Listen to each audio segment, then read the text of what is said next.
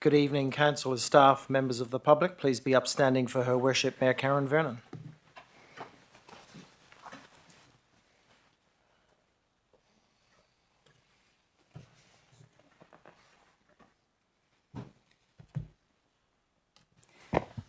Good evening, everyone. It is now 6:30 p.m. and I will declare this ordinary meeting of the Town of Victoria Park Council is open. I'd like to invite Councillor Peter Devereux to read the Acknowledgement of Country. Nanjerapan Wajak Nunga Bujak Yakan Nija Bilia Barduk. I'm honoured to be standing on Wajak Nunga country on the banks of the Swan River. Nan Karich Nunga Mort Ken Karak Nija Wajak Nunga Buja. Nan Karich Nija Nunga Burdia Kura Yeye Burda Balapin Mordich Nunga Kardajan Mort Where Buja Yeye. I acknowledge the traditional custodians of this land and respect past, present and emerging leaders, their continuing cultural heritage, beliefs and relationship with the land, which continues to be important today. Nan Yunka Balapan Nunga Burdia, where Mort Nija Buja. I thank them for the contribution made to life in the town of Victoria Park and to this region. Thanks, Councillor Devereux. Please be seated.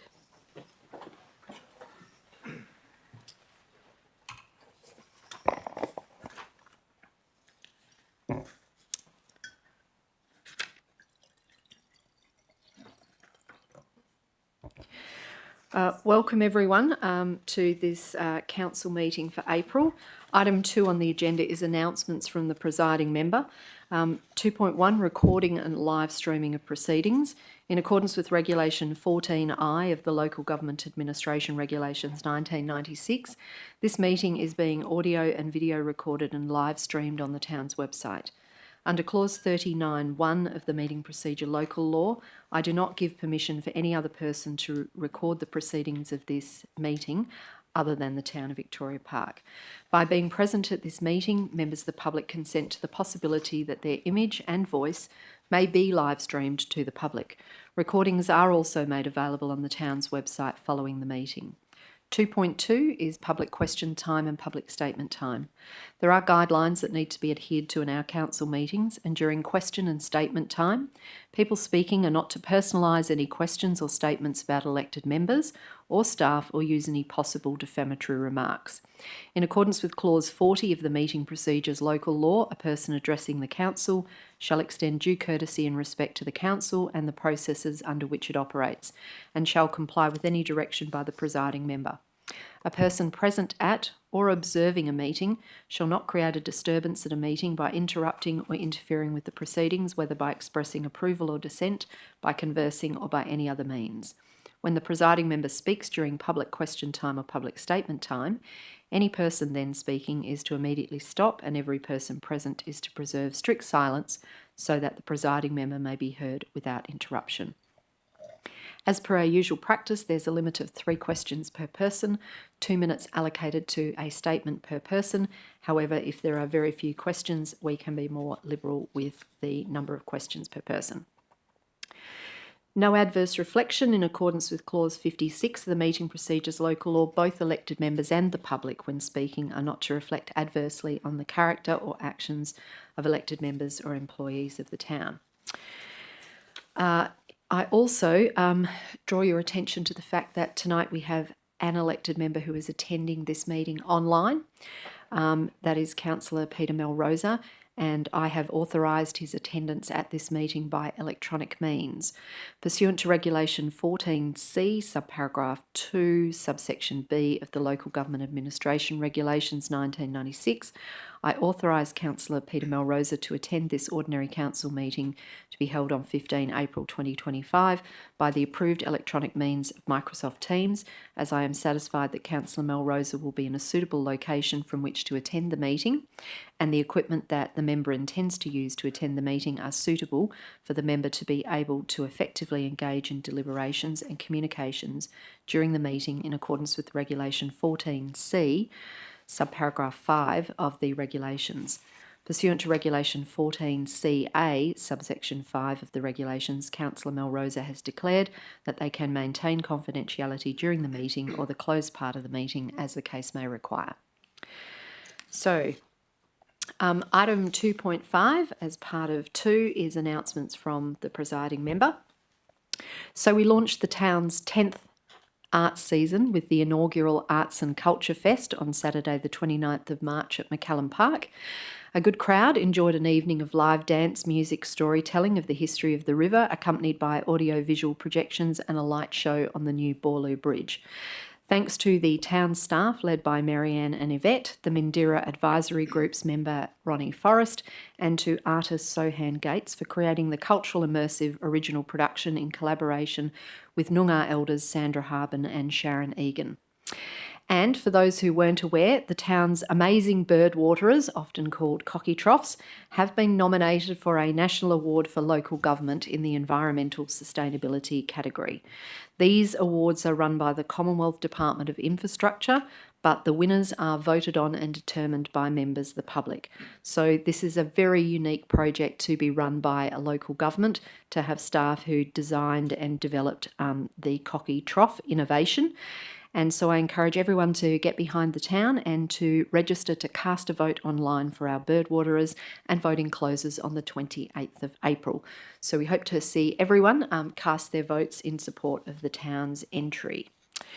Now, from March, the last Ordinary Council meeting, until today, I report as follows on my own activities. On the 19th of March, I attended the South East Metropolitan Regional Roads subgroup hosted by the City of Gosnells, where we discussed the progress of the town's road renewal projects that are delivered through grant funding programs of the state government. This is where we get a, shall I call it, a gentle reminder from Main Roads if we are not meeting our targets on time. That afternoon, the CEO and I attended a meeting of the Perth Inner City Group hosted by the City of South Perth. We had a presentation from the new CEO of the WA Chamber of Commerce and Industry, and we discussed potential opportunities for economic development that support local economies. On 20 March, the CEO and I attended a meeting of the South East Corridor Councils Alliance hosted by the City of Gosnells. We had a presentation from the CEO of Western Power about their strategic priorities, distributed energy transition, and then we discussed the opportunities for SECA to work with Western Power in the achievement of a net zero corridor, which is one of SECA's goals. On 21 March, I did a radio interview with Community RTR FM about the Arts and Culture Fest to be held on the 29th of March, and that evening I attended the Victoria Park Xavier Hockey Club season launch at the Perth Hockey Stadium. On 26 March, I did a live lengthy studio interview with Gary Adsed for ABC Radio called In Your Backyard, where we got to talk about a lot of the things happening in the town of Victoria Park. And that evening I attended a Mindarie Regional Council meeting. On 27 March, I did a radio interview with Ollie Peterson for 6PR to discuss Council's latest decision that had occurred on 25 March in relation to Lathlane Park Zone 1.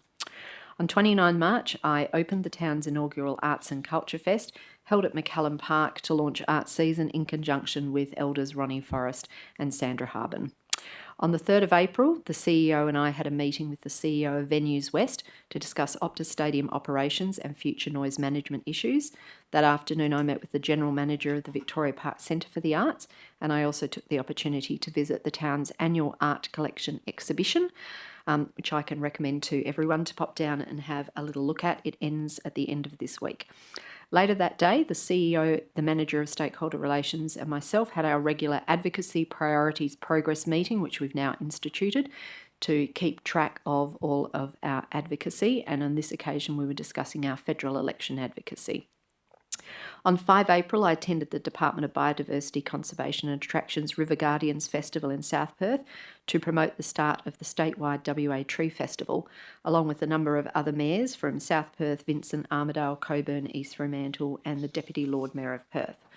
On 8 April, I joined students and their grandparents of South Bank Montessori in East Victoria Park for an intergenerational Green Thumb Day, including some story time and planting trees, shrubs, fruit and vegetables with the help of the East Vic Park Bunnings crew, who turned out to be absolutely fantastic and brought lots of seeds for planting, as well as things like strawberry plants and the like. So everyone had a great morning for that. On 9 April, I attended the Millen Primary School Anzac Day Assembly, and that afternoon the CEO and I met with the Vice-Chancellor of Curtin University to discuss Curtin University's continuing expansion of services and facilities on site, and also the local government Curtin Strategy Group and opportunities to work together into the future. On 10 April, I attended a budget and strategy workshop for Mindarie Regional Council hosted at the City of Stirling. On the 11th of April, I attended a Business News Leadership Matters breakfast as a guest of Curtin University, who are one of the sponsors of the event. And on 12 April, on Saturday, I held Share with the Mayor at the library. So that concludes the Mayor's report. Item 3 on our agenda is attendance. We have all elected members in attendance for tonight's meeting, noting Councillor Melrosa is online. There are a number of members of the town staff in attendance, led by the CEO, Mr Askew. We have no apologies and no approved leave of absence. Item 4 is declarations of interest. Mr CEO, do we have any declarations of interest, please? We do, thank you, Mayor Vernon. Item 11.4, Councillor Crozer. I have discussed this item with members of the community. Item 13.1, Councillor Crozer, an impartiality interest. I have discussed this item with members of the community. Also, item 13.1, Councillor Devereux, impartiality. I have spoken to and heard from a number of residents who are deeply concerned about the impact of cars on the safety of pedestrians and cyclists on Rutland Avenue and other nearby streets. Yourself, Mayor Vernon, item 13.1, impartiality. I have had communications with local residents about the town's advocacy for funding this project. Item 13.2, Councillor Crozer, impartiality. I have discussed this item with members of the community. Item 13.4, Councillor Crozer, impartiality. I have discussed the non-confidential elements of this item with members of the community. Item 13.5, Councillor Crozer, impartiality. I have discussed this item with members of the community. Item 17.1, yourself, Mayor Vernon, impartiality. I am the person seeking Council's approval to attend the NGA. And item 21.1.1, myself, a financial interest. This relates to my contract of employment. Thank you, Mr CEO. Are there any other elected members who have an interest they need to declare? Councillor Minson. Thank you, Mayor Vernon. Item 13.1, impartiality. I've had communications with local residents about the town's advocacy for this funding project, for funding this project. All right, thank you. Is there anyone else who needs to declare an interest who hasn't already done so? No, well, we will move on, but can I just encourage you gently, if you do consider that you have got such an interest, please make sure that you declare that before the item comes up for any discussion on it. So we are now moving on the agenda to item 5, which is public question time, which I now open at 6:43 p.m. Now, there are a number of people who have indicated in advance that they would like to ask some questions. I'll go to those people in order first, but if there's anyone else who's not registered to ask a question, I'll certainly invite members of the public gallery. If they still wish to ask a question, they've got an opportunity to do so. First on the list, Sam Zammit, please come forward. Please state your name and your suburb, and we'll look forward to hearing your question.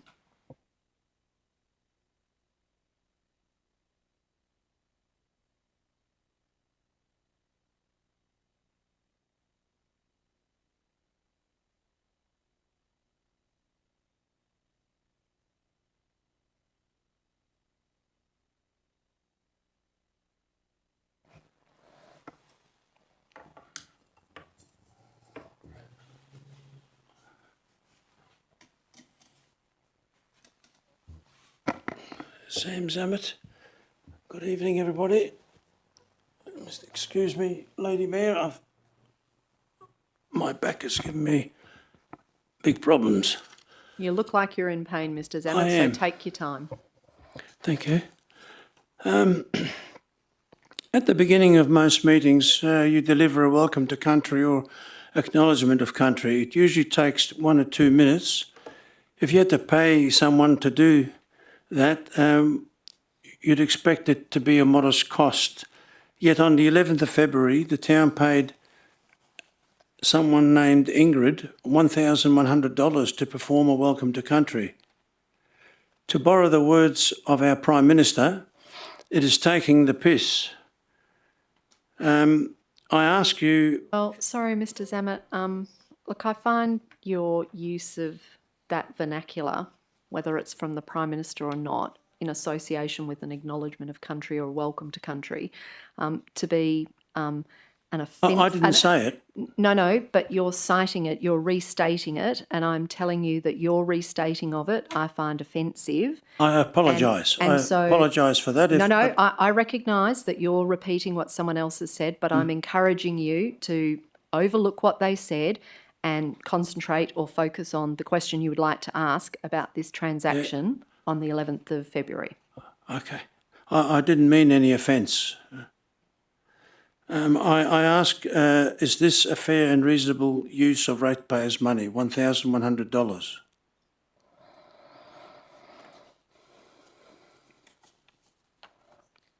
And could you I'm gonna refer that to the chief community planner. thank I you. was looking because usually things in the list of payments I go to the chief financial officer, but of course he doesn't enter things into that list. He just happens to be in charge of making sure that list makes its way to our council agenda.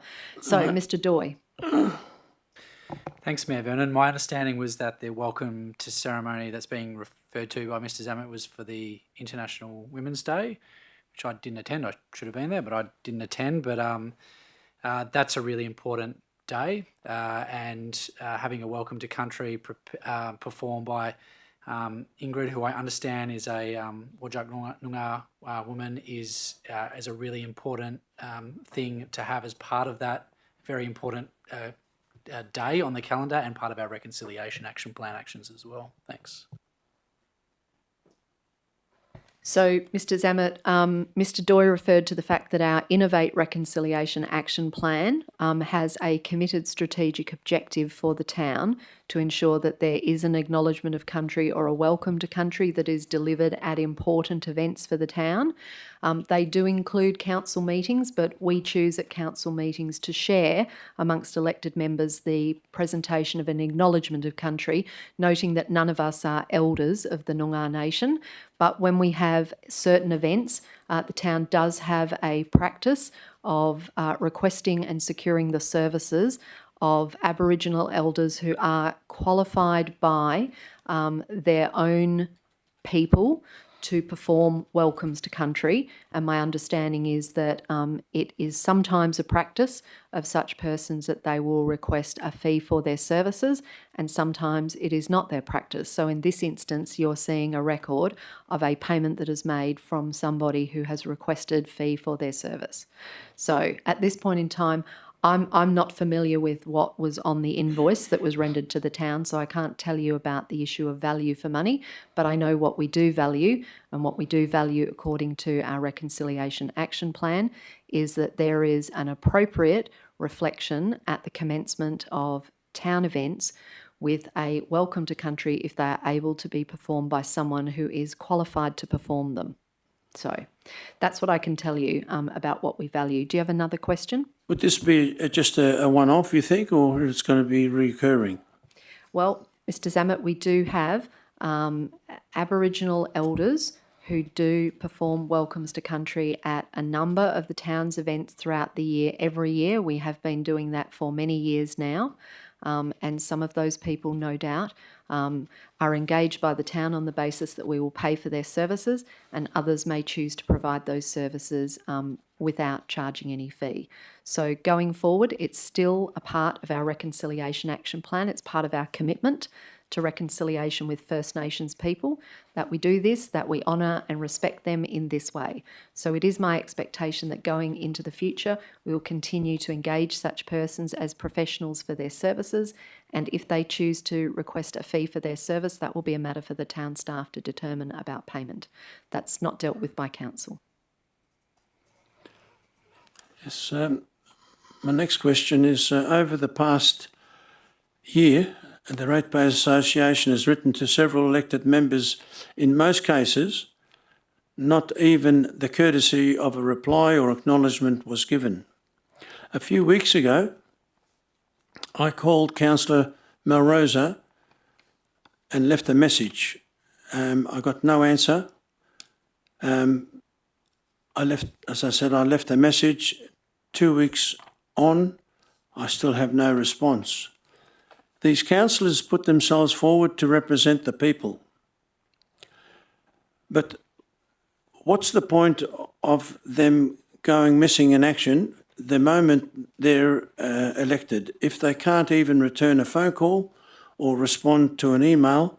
As they really are they really doing their job? Mr. Zammit, is that a question? Yeah. Yeah.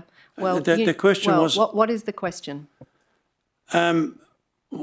why do these councillors put their hand up to represent people when they don't? I was. So, Mr. Zammit, I don't need an explanation of your question. Well, you just asked for an explanation. No, I didn't ask for an explanation. I asked what your question was. You said what your question was, and I heard you very clearly. But what I need to say is, in a council meeting, if you have questions that you need answers from individual elected members, council meetings are not that opportunity for you to do so. You need to reach out to councillors outside of council meetings and ask them. But I asked you the question. Well, no, Mr. Zammit, you didn't. You asked, why don't councillors answer these things? I cannot answer on behalf of other elected members.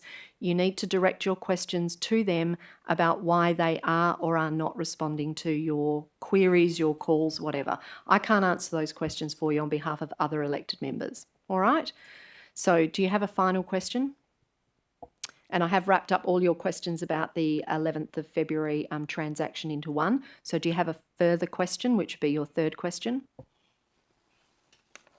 You don't even know. You don't even want to know what my concerns are for ringing. Hang on a minute before you shut me off, please. You don't even know what my concerns was to ring a councillor. Well, Mr. Zammit, I've no doubt that if you were ringing a councillor, you had a concern that you wanted to raise. Well, I wanted to ask a question. Mr. Zammit, you asked me to answer your question and now I'm answering it, so please do me the courtesy of letting me finish. This is a requirement under the meeting procedures rules. So I've no doubt whatever prompted you to contact an elected member, it was a concern that you had. I don't need to personally know what that concern is to know that you expect to receive an answer. Okay. But why you haven't received an answer from an individual councillor is not a question that I can answer. If you had left a phone message for me and I had not returned your call, you're welcome to ask me about why I haven't returned your call. But I can't deal with that in a council meeting because that's not council business, that's individual elected member business with ratepayers and residents of the town. So I encourage you to speak to any elected members before or after council meetings. He's not here. Or to continue to reach out to them in the accepted ways of email and telephone calls. Everyone has heard what your concern is by the question you've asked now, but I can't answer your question any further on that topic, not tonight. So do you have a final question that you would like to ask? Because there are other people waiting to ask questions I feel tonight. it's unjustified the way you've handled this question with me. All right, well, My concerns were about... Your feedback is noted, Mr. Zammit. Now, if you want to ask your last question to me in this meeting about whatever it was that was your concern in the first place, you can turn that into a question and see if council But I've already can tried to answer that. contact him. He doesn't answer. Your point is made, Mr. Zammit. Move on to your thank last you. question. I'll ask the last question. Righto. Last week I called the town to report a dust problem. Now, this dust problem reoccurred in the same place as I raised it at the last ordinary council meeting, and I was reassured by the CEO that he would handle it and resolve it. Correct me if I'm wrong, Mr. CEO. Is that what you said, or? Mr. Do you remember that? Mr. Zammit, you need to direct your questions I'm sorry, to me under the rules. through the chair, yes. So can I just encourage you to focus really carefully on what it is you want your final question to be? Oh, okay. All Is it right. just asking the CEO if he remembers what he promised, or is it what you want to tell us about the dust problem that's reoccurred? It's a dust problem. Right, That's, let's hear about the dust problem. the Thanks. dust problem, okay. The receptionist told me she couldn't put me through to the rangers or anyone in health because everyone was at a conference. Ratepayers fund these services. The least we should expect that if someone is actually available when we need them. Wouldn't it make more sense to hold back at least some staff from giving a conference, from going to conferences so residents can access the services we're paying for? I'm going to direct that question to the CEO because it relates to staff.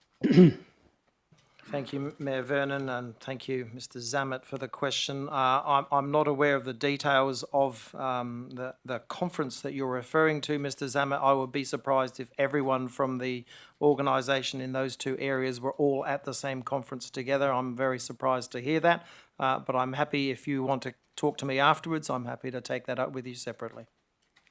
Thank you. Thanks, Mr. Zammit. So that is your three questions. I do have someone else who wishes to ask questions.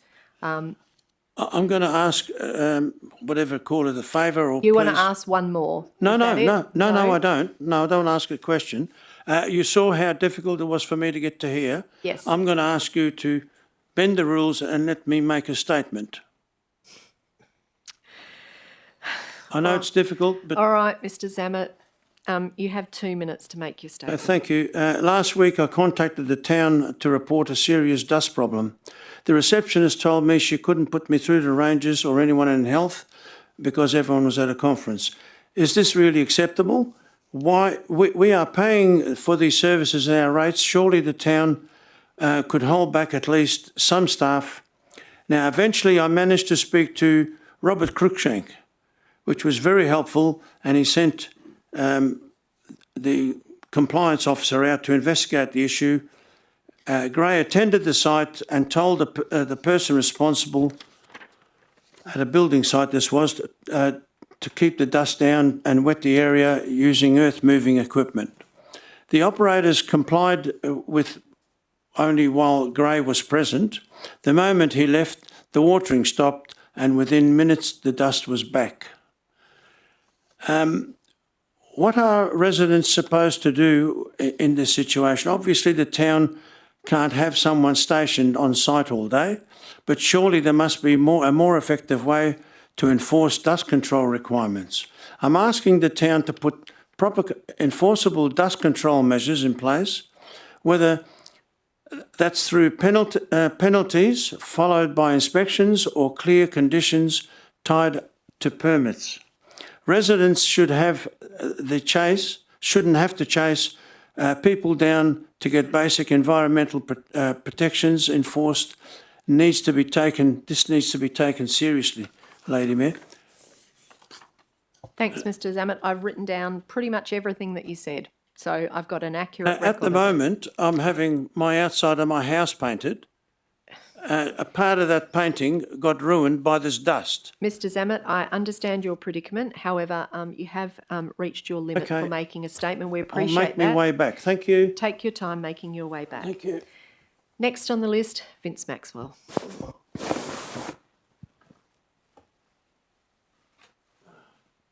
Come on, mate. It'll take a half hour to get back.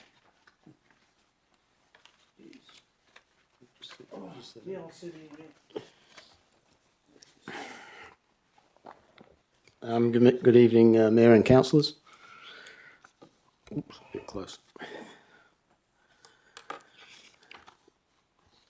I've got my chart again. This chart from the financial statement.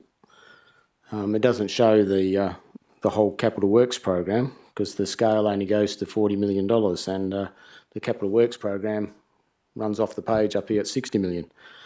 It was $56 million, but as you know, the council voted to increase it further in February up to 60. As you can see on this chart, which is the town's chart, I've added a couple of numbers to make it clearer, and the dotted blue line was the town's forecast up till last month. So I noticed that the town has reduced the gap between the forecast and actual by moving the completion dates back to make it look better. But despite this change, we're still $19 million behind. So do you, Mayor, still believe that the Capital Works program is on track to complete what is now $60 million in total in this year. Thanks for the question, Mr Maxwell. I'm going to refer that to the Chief Financial Officer, Mr Old, since these are his figures. As my previous responses, there are capital works which we know are in doubt, and the one that springs to mind is Lathlane. Clearly, that's about $20 million, so that won't get done. So that is correct. That won't get done by the end of the year. There are some other significant projects which are underway. For example, Ed Millen, that's a $10 million project, and that won't be completed by the end of the year, but we know that's being constructed, so that will be also not fully expended by the end of the year. But by and large, without doing analysis across, 60 or 70 different lines, we're on track to complete a lot of it, but that's sort of 2 or 3 that spring to mind that we know for certain will be budget variations at the end of the year. Your next question, Mr Maxwell.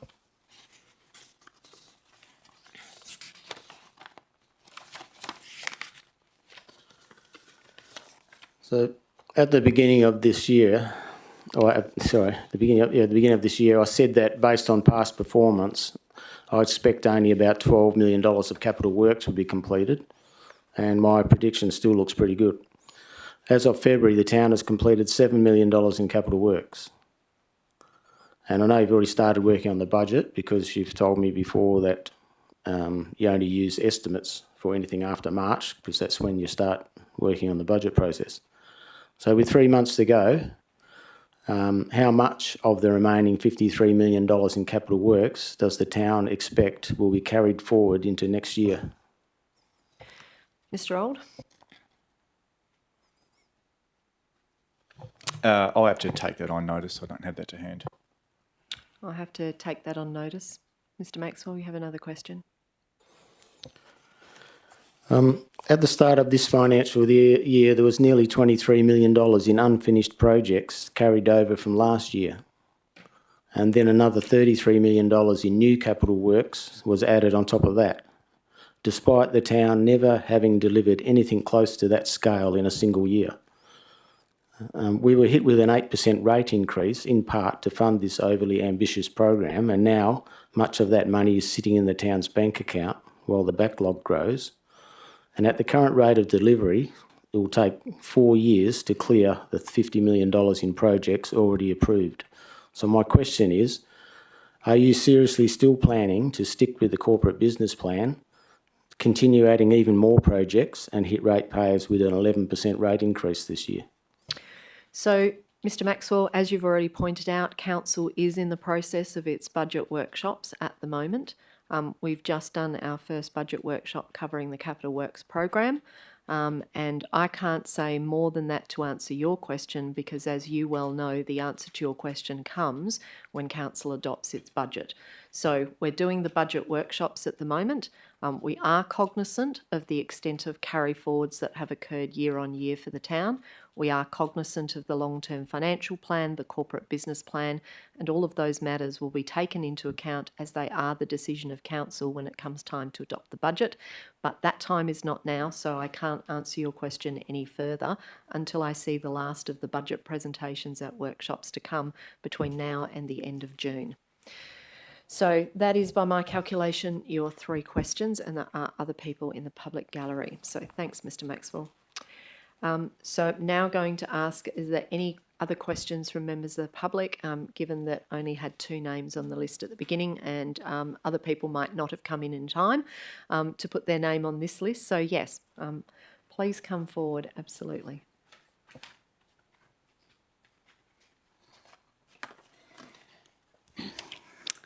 My name is Rose Camerudan and I'm from Lathlane.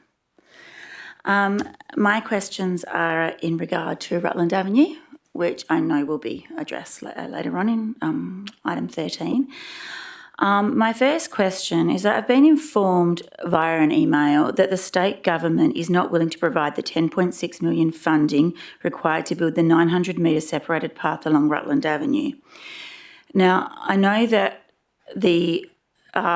we've already been allocated, the town funding of 4.7 million from the Department of Transport. So I just was curious, the advocacy efforts going forward at the moment, are they for the full 10.6 million or are they for the 5.9 million, the difference between sort of what that original funding was, which was in all those original documents, versus like now? Yep. So can I just clarify? You said that you got an email saying that the state government has refused to fund. Unwilling to provide. Unwilling to provide it. Did that come from the town or did that come from the state government? Came from a councillor. Oh, okay. All right. So you want to know what it is that we are doing our But you're advocacy- asking, are we Yep, asking what for the we're asking for. 10.6 or the 5.9? No, we're asking for the balance. So the amount that the state 5.9. has already committed to the project, 4.7, we're not seeking to advocate for them to pay that. They've already indicated that was the amount of money they were looking to pay. Right. We're trying to get them to pay the balance of what is balance. left that's estimated in relation to this matter. We do have, fortunately, Strategic Project Manager Mr Lappin with us tonight. He is at the back. Mr Lappin, that's correct, isn't it? That's our advocacy for that amount of money in addition to take it up to the total value. Thank you, Mayor. Yes, that's 100% correct. Right, thank you. Your next question, Ms Cameroon. So the next one is, again, same thing. So has the state government provided any response to any advocacy efforts to date? And whether that be, I know with the election it's quite difficult to a yes or a no, but has there been any either indication of anything or anything more official? All right, well, I'm going to go to Mr Lappin for what the town may have received, and then I'll let you know an update on behalf of elected members, because obviously I engage in most of this advocacy with the CEO. So I'll let you know the outcome of our last meeting with the state member for Victoria Park. Mr Lappin? Thank you. Through the chair. The Department of Transport have confirmed that the current funding is within their next financial year budget, so the commitment is still there, but we haven't received any formal indication on our previous advocacy efforts for that shortfall. Thanks, Mr Lappin. And I will let you know from the time the agenda was issued for the agenda briefing that we had 2 weeks ago, I did raise at the time that there was no mission in the report that didn't refer to the meeting that myself and the CEO attended with the state member Hannah Beasley on the 25th of February. That's now contained in the further consideration part to the agenda that was released ahead of tonight's meeting. So that does refer to a meeting that we had on the 25th of February 2025. That was specifically intended to be and was a town advocacy priority projects meeting with the state member. We were doing our election advocacy due diligence with her, as indeed we did it with the candidates for the seat of Victoria Park in the state election. On the 25th of February, we only had 30 minutes with the state member, and the discussion about Rutland Avenue took up a fair amount of the time that we had available, because the other projects were of lesser value and were quite well known to Ms Beasley. But we did focus on the position about Ms Beasley with regard to the Rutland Avenue PSP and retaining Rutland Avenue as a two-way. She indicated that that was a position that had been advocated to her on behalf of the community and that she strongly supported the community's wishes. She of course indicated that the state government's overall budget for the long-term bicycle network and projects such as the PSPs throughout the metropolitan area does have currently a defined amount of money sitting in it. And of course, at the time we were meeting with her, it was already the caretaker period for the state government, so she wasn't in a position to obtain any further information from us at that stage, from people like the Department of Transport. And we were also aware from what she said that no decisions would be made with regards to commitments in relation to her making a commitment to this particular project in the course of her election campaign. So we came to understand that wouldn't be an announcement that would be made prior to the 8th of March. She indicated that advocacy would continue and she would continue to discuss the matter with us post the election. And so that's the matter where now we're seeking a follow-up meeting with her to discuss that and other matters that have arisen. But obviously, as you can imagine, there's a lag time after an election before members of parliament get sworn in, have their first day in office. It can be quite challenging to get their attention during that time window, and we're no different from everyone else in that regard.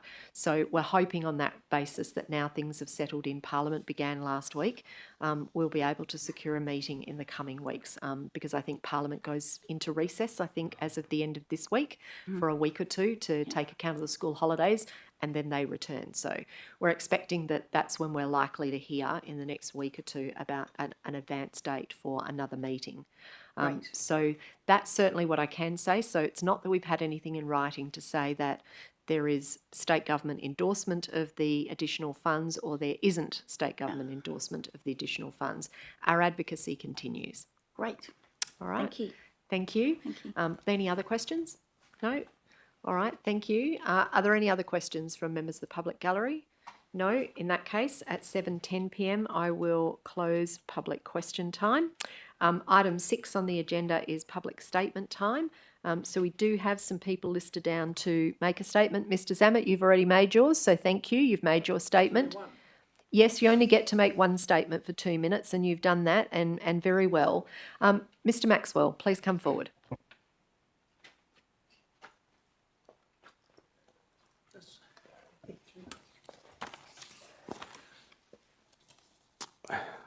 Thanks, Mayor.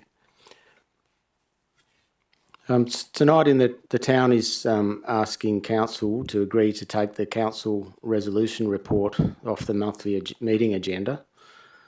The reason given is to help reduce the workload for staff, but as we heard at the agenda briefing session, even the governance officer said she doesn't think this change will actually make much of a difference in terms of staff workload. What's also interesting is that the report will still be created and shared with councillors through their private portal. So the work is still being done. It's just not being shared with the public anymore. Well, that's the intention. At the briefing, the governance officer also said the report was too long for the public to read and that most people would probably prefer to just see the resolutions when they happen. But the problem is, once the decision is made, there's no way for the public to see if anything is actually happening with it, if it's being followed through or if it's being done. Why wouldn't the town and the council want the community to be able to track progress on decisions that affect them? If there really is a good reason for taking it out of the agenda, then I'd ask that you at least consider making the report available on the website. That way the community can still see what's going on. Thank you. Thanks, Mr. Maxwell. Next on the list to make a statement, Rose Cameruden. Please come forward. I feel like you kind of covered everything between yourself and Mr. Lappin. Oh, So I don't okay. think I need to make a statement. All right, That's thank okay. you. Yep, that's absolutely fine, your choice. Thank you. Amber Douglas. Please come forward. No, Mr. Zammit, good try, but one still means one statement of 2 minutes duration. Thank you. Hi, I'm Amber Douglas from Lathlane. I just want to thank councillors and town officers for all their advocacy efforts for Rutland Avenue so far. Obviously, as mentioned, the timing's been difficult with the election and caretaker period, but hopefully moving forward there will be some better opportunities. But I just really want to come here and ask our council to continue working as a team for our community in this advocacy effort. So I received an email from a councillor recently and I feel it's really confused the situation and it's not helpful in advocacy efforts. It included the statement that council chose not to pursue the state-funded one-way proposal when we know that Department of Transport's never been asked to fund a one-way proposal or approved a one-way design. The email also stated that council is seeking in excess of $10.6 million to fund the project when we know there's already an agreement with Department of Transport for $4.7 million. So I'm just asking if we're sharing information that we make sure it's factual to help keep the project on track. Yeah, that's what I want to say. Thank you. Thank you. Appreciate you coming and making your statement. So that concludes public statement time at 7:14 p.m, given that everyone in the public gallery has now made a statement or given up their opportunity to do so. in the case of Rose Cameron. All right, so we now move on to the remainder of our agenda. Item 7 is confirmation of minutes and receipt of notes from any agenda briefing forum. So the recommendation is that Council 1 confirms the minutes of the ordinary council meeting held on 18 March 2025. 2 confirms the minutes of the special council meeting held on 25 March 2025. 3 receives the notes of the agenda briefing forum held on 1 April 2025. 4 receives the notes from the Access and Inclusion Advisory Group held on 5 March 2025. 5 receives the notes from the Hockey Working Group held on 13 March 2025. And 6 receives the notes from the Mandira Advisory Group held on 2 April 2025. Can I call please for a mover and seconder for the officer's recommendation?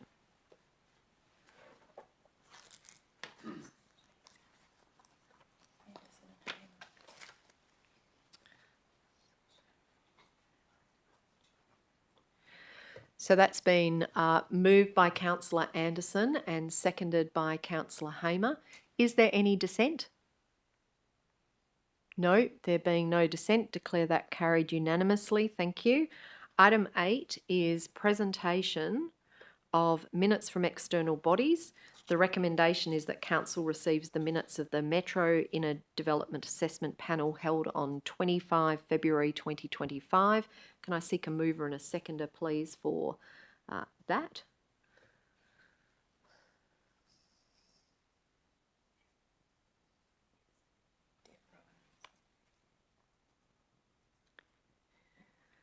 So that's been moved by Councillor Devereux, seconded by Councillor Minson. Is there any dissent? No, there being no dissent, declare that carried unanimously. Thank you.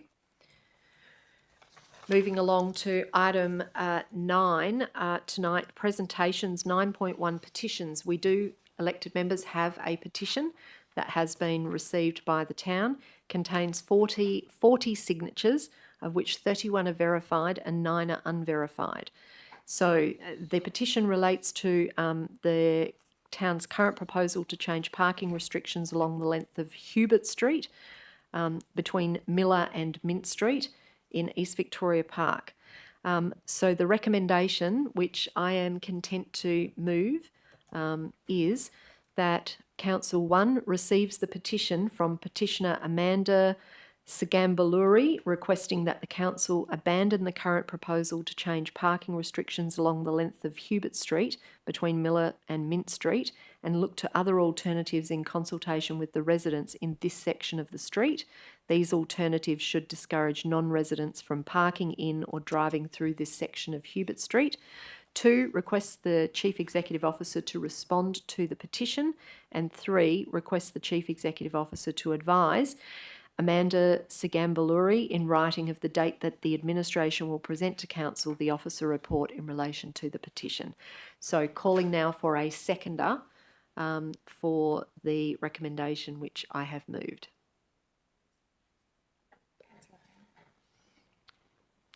That's seconded by Councillor Hamer. Thank you. So I'm formally going to ask, is there any dissent? No, not seeing any dissent, so declare that carried unanimously. Thank you. 9.2, presentations, we have none. 9.3, deputations, we have none. Item 10, this is method of dealing with agenda business. So elected members, you know that these are the matters that we will not be pulling out to deal with by way of debate tonight. It is proposed in the recommendation that the following items be adopted by exception resolution and the remaining items be dealt with separately. 11.1, Council Resolution Status Report for March 2025. 11.2, Independent Committee Member. 11.3, Council Meeting Dates 2025. 12.1, Consent to Advertise Draft Revised Local Planning Policy 31, Unhosted Short-Term Rental Accommodation and Residential Buildings. 13.2, 21 Litchfield, Options and Future Use Business Case. 14.1, Schedule of Accounts February 2025. 14.3, TVP Tender 24/38, Integrated Infringement Management System. And 21.1.1, Contract Variation CEO. Is there any matter that elected member doesn't agree with in that list? Because otherwise, I'm going to call officially for a mover and a seconder, please. All right, councillor Hamer. Can I have item 14.1, please, Mevan? 14.1 pulled out, is that right? Yep.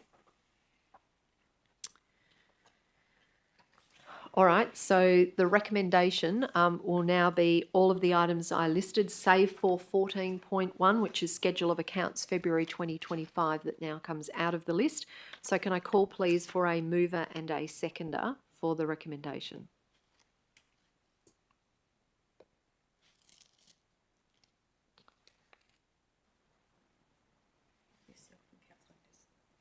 All right, so that's been moved by myself, Mayor Vernon, and seconded by Councillor Anderson. Is there any dissent? No, I'm not seeing any dissent, so declare that carried unanimously. Thank you. So we now go on to the Chief Executive Officer reports, which are item 11. 11.1, 2 and 3 have all just been dealt with by exception resolution. So we now come to 11.4, which is efficiencies in council agendas.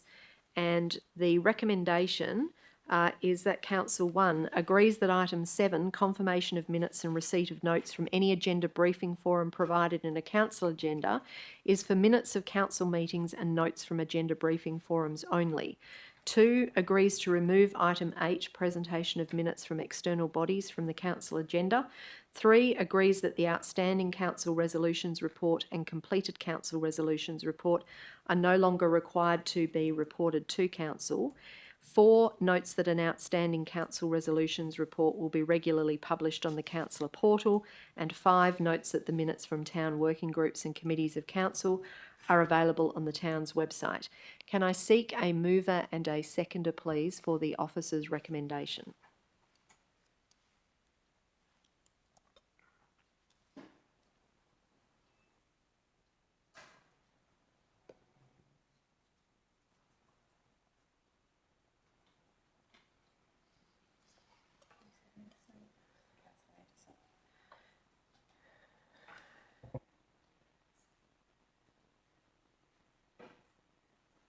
So moved Councillor Minson, seconded Councillor Anderson. Councillor Minson, as the mover of the recommendation, do you wish to be heard on the item? Not at this stage, thank you. Right, thank you. Councillor Anderson, did you wish to be heard at this stage? No, thank you, Mayor. All right, thank you. Councillor Cruiser, you've indicated that you have an amendment that you wish to make.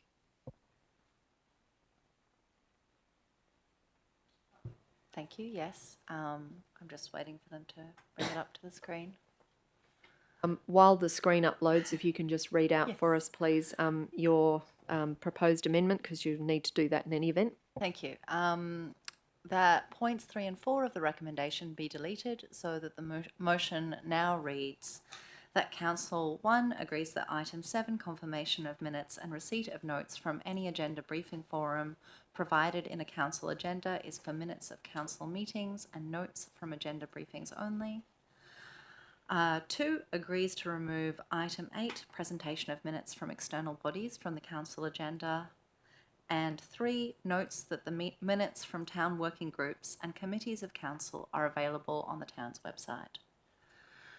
So, sorry, Councillor Cruiser, my understanding is you're moving an amendment, so you're only really removing paragraphs 3 and 4 of the recommendation. Is that right? Okay, so it wouldn't normally be the case that you would move an amendment to remove 2 paragraphs of the recommendation and then restate in your amendment the whole of what the recommendation looks like post the amendment. Okay. You're Well, only I'm taking out very 2 willing of the to points. just move an amendment To remove points 3 remove and 4. points in 3 and 4. Thank you, of the amendment. All right, thank you. I just want it to be clear when I'm calling in effect for people to vote on that.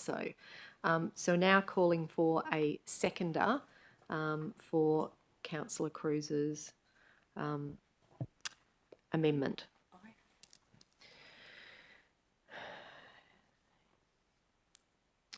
All right, so your amendment has been seconded by Deputy Mayor Ife. So do you wish to speak now to your proposed amendment? Very briefly, to give my reason, while we do have a resolutions register available, that doesn't allow the public to very easily see a list of completed and outstanding resolutions, which I think is an important way of keeping track of the performance of the town in implementing council resolutions. Thank you. Deputy Mayor Ife, did you wish to speak on the amendment? Only to say that I would prefer that these items continue to be presented to council, so I'm happy for point 3 and 4 to be removed from the recommendation. Thank you. All right, thank you. Is there anyone else who wishes to speak on the amendment? I'm just going to speak briefly on the amendment. So I'll support the amendment. I brought the motion to council for the introduction of a council resolution status report in 2021. That was on the basis that I'd experienced considerable difficulties tracking the progress of our council resolutions. It's very cumbersome to have to go back through all of the agendas and the minutes to find out what happened to different resolutions and see how they were followed up. So the council resolutions report came to council. It ultimately resulted in a further report to council after collaboration as to what that resolutions report would look like. And I consider that it is still the most efficient, transparent way for both elected members and the community to be able to track the progress of council resolutions. So in those circumstances, I don't see how transparency and accountability will be assisted by no longer having them required to be reported to council, or that they simply become a published item on the councillor portal without any opportunity for the community to basically interrogate the resolution status report when it comes to council each month. It does allow members of the public and elected members alike to ask questions because it's an item on the agenda. So you're easily able to look at the resolutions report and then ask your questions about anything that is contained in it, outstanding or completed. It is also the case that as I read the recommendation, it appears that it is requiring or suggesting that we remove the reports, which of course flow from a resolution of council. So I would have thought in those circumstances there would need to be a revocation motion to revoke those 2021 resolutions of council, that these particular resolution status reports become a permanent item on our agenda. Is there anyone else who wishes to be heard on the item? No. Is there any dissent? No, there being no dissent, declare that carried unanimously. Thank you for that amendment. I also have an amendment that I wish to move in relation to this item, which has been circulated around to elected members, and that amendment is that point 2 of the officer recommendation be amended to read as follows. Agrees that item 8, presentation of minutes from external bodies in the council agenda, is limited to the minutes of meetings of Mindarie Regional Council, Catalina Regional Council and the WA Local Government Association South East Metropolitan Zone. And secondly, that what is now likely to be, well, I'll continue to call it point 5 of the officer recommendation be deleted. I briefly outlined my reasons. Before calling for a seconder. The town is a shareholder in each of Mindarie Regional Council and Catalina Regional Council, and 2 elected members from this council sit on their governing bodies making decisions that impact on the town's strategic objectives, service delivery and finances. There's considerable merit in continuing to receive the minutes of MRC and CRC meetings in the interests of transparency and accountability. Although the Walga South East Metro Zone is not a statutory body and has no capacity to impact the town's service delivery or finances, it is a representative entity with 2 elected members appointed to it, and it considers matters of policy and strategy that may be of importance to the town. Continuing to receive the minutes of these 3 external bodies at council meetings ensures that all elected members and the community are kept regularly up to date on the actions of these bodies. Limiting the minutes of external bodies to only these 3 will reduce the workload for staff, who will not have to search for minutes of the other 6 external bodies that are identified in the officer's report.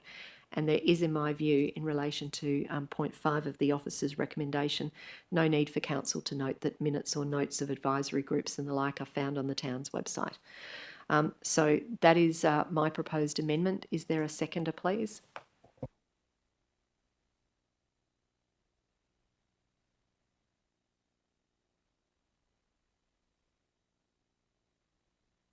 That's been seconded by Councillor Devereux. I don't wish to be heard further.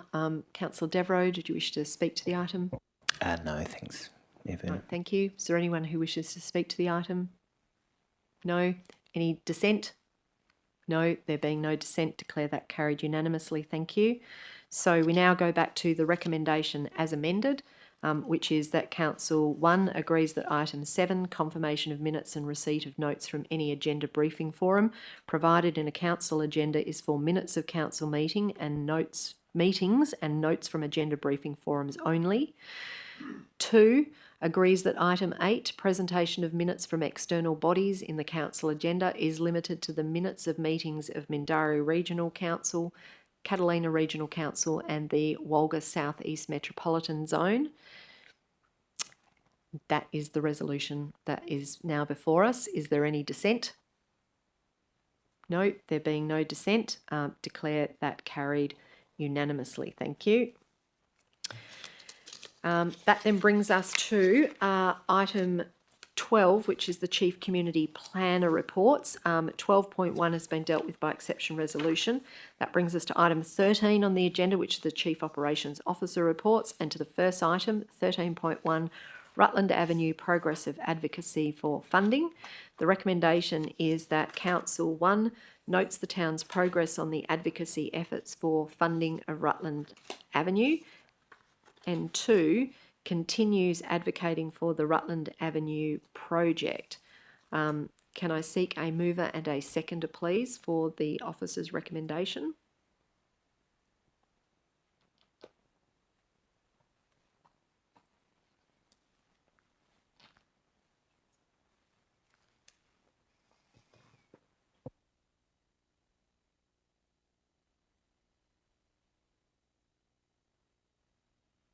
That's been moved by Councillor Minson and seconded by Councillor Devereux. Councillor Minson, as the mover, did you wish to be heard on this? Just briefly, Matt.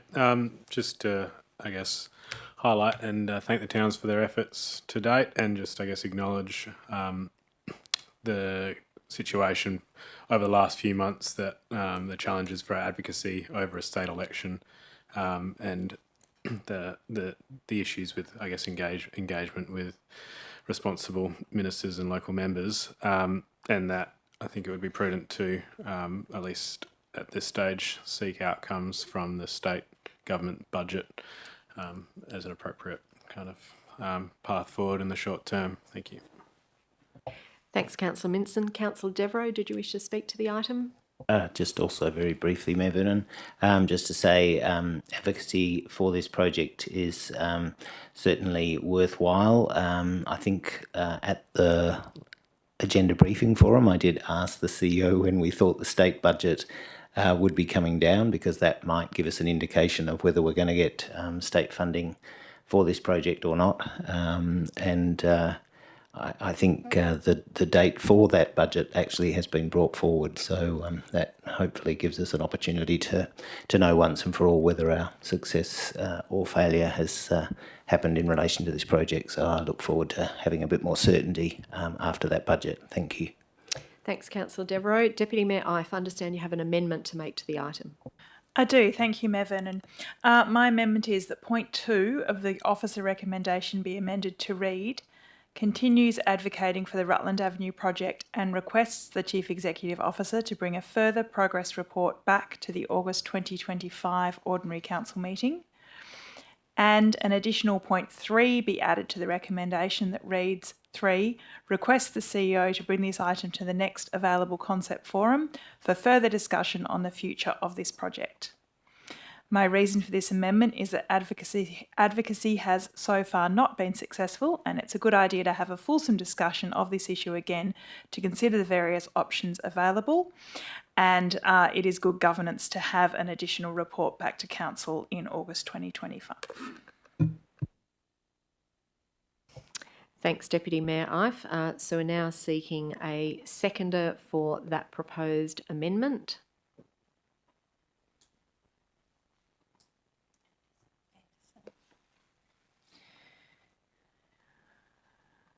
So that is seconded by Councillor Anderson. Deputy Mayor Ife, do you wish to speak substantively to your amendment? It's completely self-explanatory. There's no need to speak further. Thank you. All right, thank you. Councillor Anderson, do you wish to be heard on the proposed amendment? No, thank you, Mayor. I think it's straightforward, so it's good. All right, thank you. So I'm going to formally ask, is there any dissent to Deputy Mayor Ife's amendment? No, there being no dissent, so I declare the amendment is carried unanimously. Thank you. So that brings us back to the recommendation as it is amended, and that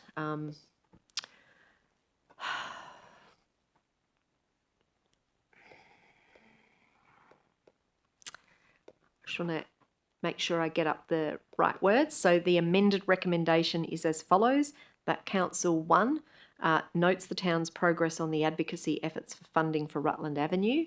2, continues advocating for the Rutland Avenue project and requests the CEO to bring a further progress report back to the August 2025 Ordinary Council meeting.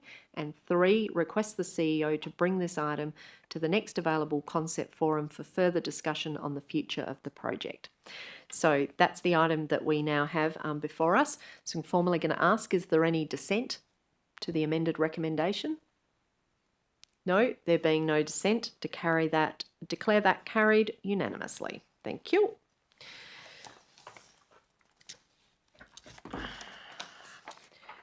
So item 13.2 has been dealt with by way of exception resolution. That brings us to item 13.3. This is a tender item, TVP 24/22, FOGO, Food Organics, Garden Organics Bin Supply Tender. The recommendation is that Council awards the contract associated with TVP 24/22 FOGO Bin Supply to Tenderer A for the supply and delivery of food organic, garden organic bins and associated materials as required, with the terms and conditions as outlined in the contract, for the estimated cost of $1,065,000 exclusive of GST. Can I call please for a mover and a seconder for this item?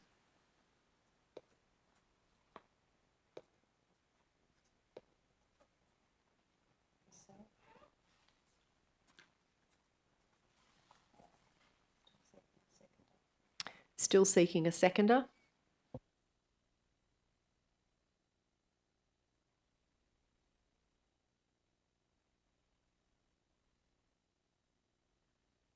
All right, so that has been moved by myself, Mayor Vernon, and seconded by Councillor Minson. I only wish to speak very briefly for this. It's now been coming into our third year since we introduced stage 1 of our commitment to FOGO by 2025.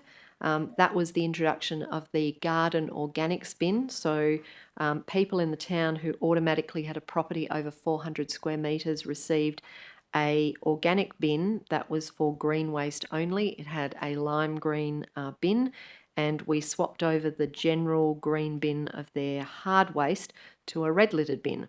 And subsequent to the automatic rollout, we then proceeded to have an opt-in situation where those who owned properties under 400 square metres could contact the town to request that they too receive a garden organics bin. And that program continues, as I understand it today, to still roll out if people wish to make requests, if they don't already have their garden organic bins. But the next logical state, in order for us to meet the State of Western Australia's waste strategy, that all local governments reach distribution of waste away from landfill into food organic, garden organics to occur by 2025. That has now, I think, been extended into 2026 due to some supply issues. We're now getting ready to take our final step to transition to proper FOGO. So this is the contract for us to start getting the bins out. So don't be confused. This doesn't mean a fourth big bin is not coming your way. But now this is about that transition. So this includes the introduction of kitchen caddies to households that will receive them, that can take food organics, and obviously a further requirement for our community to start being active in the waste space and doing more to separate their waste at the source, at their own households, into food organics and garden organics, so that we can divert more of our household waste away from landfill and and get better outcomes for our environment and all round. So although the cost is an eye-watering $1,065,000 for kitchen caddies, additional bins and bin lids, for that program to be rolled out across our town is quite the effort, and we need to get started on it. So this is an exciting move forward that I think we've been waiting to join a lot of other nearby local councils who have moved into this space in the last year or two. Councillor Minson as the Councillor Devereux as the seconder. Is that right? No, it is Councillor Minson. Yeah, I thought it was Councillor Minson. It's just Councillor Devereux. You look like you're about to put your hand up, and I was thinking, are you trying to suggest it's you and not Councillor Minson? But Councillor Minson, as the seconder, do you wish to be heard? No?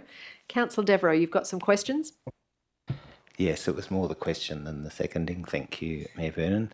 I did send through a couple of questions to the town, but I haven't received an answer to those. So Welcome to ask those now if you wish. I'll ask them and hope that there's been some work done that might give a chance for a response.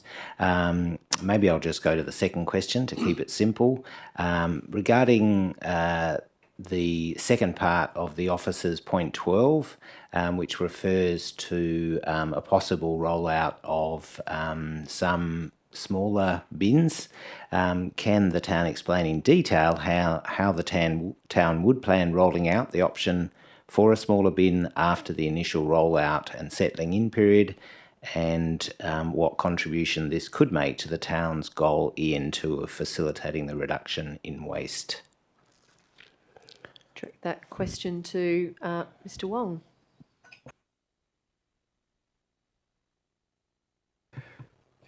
Thank you, Madam Mayor, and thank you, Councillor Devereux.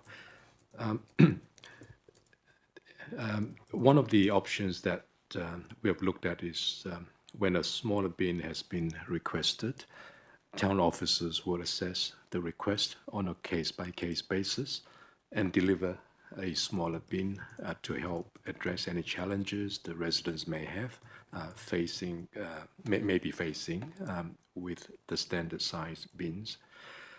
The other option is when one of the standard size bins is due for replacement, and there are quite a number out there showing signs of wear and tear, residents may wish to request for a smaller red-lidded bin.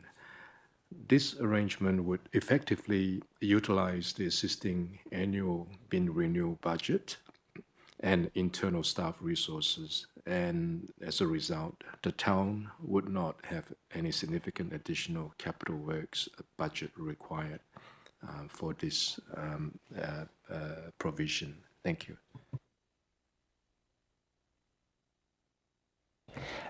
Thank you. Can I just ask a follow-up then on, given my reference to the town's goal, EN2, of facilitating the reduction in waste, would there be a promotion in the community of this opportunity to change to a smaller bin along with the procedures that you've suggested? Ms. Adams, that one that you'd like to take? Thank you, Mayor. May I ask a question? So these answers may require a more detailed response that do not pertain to this tender, this actual question. So is it possible for us to respond and take that part on notice? Yes, look, it certainly is. I mean, obviously, if Councillor Devereux is of the view that he needs answers to these specific questions in order to be able to decide tonight and vote on this tender, that's going to maybe be problematic for him if you're not in a position to do it other than taking on notice. But I do take the point from Ms. Adams, Councillor Devereux, that this actually is potentially moving away from the item on the agenda, which is simply about the award of the tender. So I'm inclined to accept Ms. Adams' request that part of the question is effectively taken on notice because she can't provide you more detail about it at this stage. Thank you. All right, thank you. So I'm now going to ask, is there any dissent? No, there being no dissent, declare that carried unanimously. Thank you. That brings us to 13.4, which is another tender, TVP 24 of 21, Verge Collection and Processing Services tender. The recommendation here is that Council 1 awards the contract associated with tender TVP 2421 for Verge Collection and Processing Services to Tenderer B for pre-booked Verge Green Waste Collection Services, processing of Verge Green Waste, pre-booked Verge Hard Bulk Waste Collection Services, inclusive of white goods and e-waste collection, as part of hard waste collection service, but excluding mattress collection and processing, and processing of Verge hard bulk waste, inclusive of white goods and e-waste processing, over a maximum 5 years, being an initial term of 3 years with 2 one-year extension options, with the terms and conditions as outlined in the contract, as their offer has been evaluated as the most advantageous to the town. 2, endorses a level of service to residents comprising of 2 pre-booked Verge bulk waste pickup and 1 pre-booked Verge green waste pickup per year. 3, adopts the pre-booked Verge collection service following the completion of services provided under the previous scheduled Verge waste collection and processing contractual arrangements. Can I call please for a mover and seconder for this item?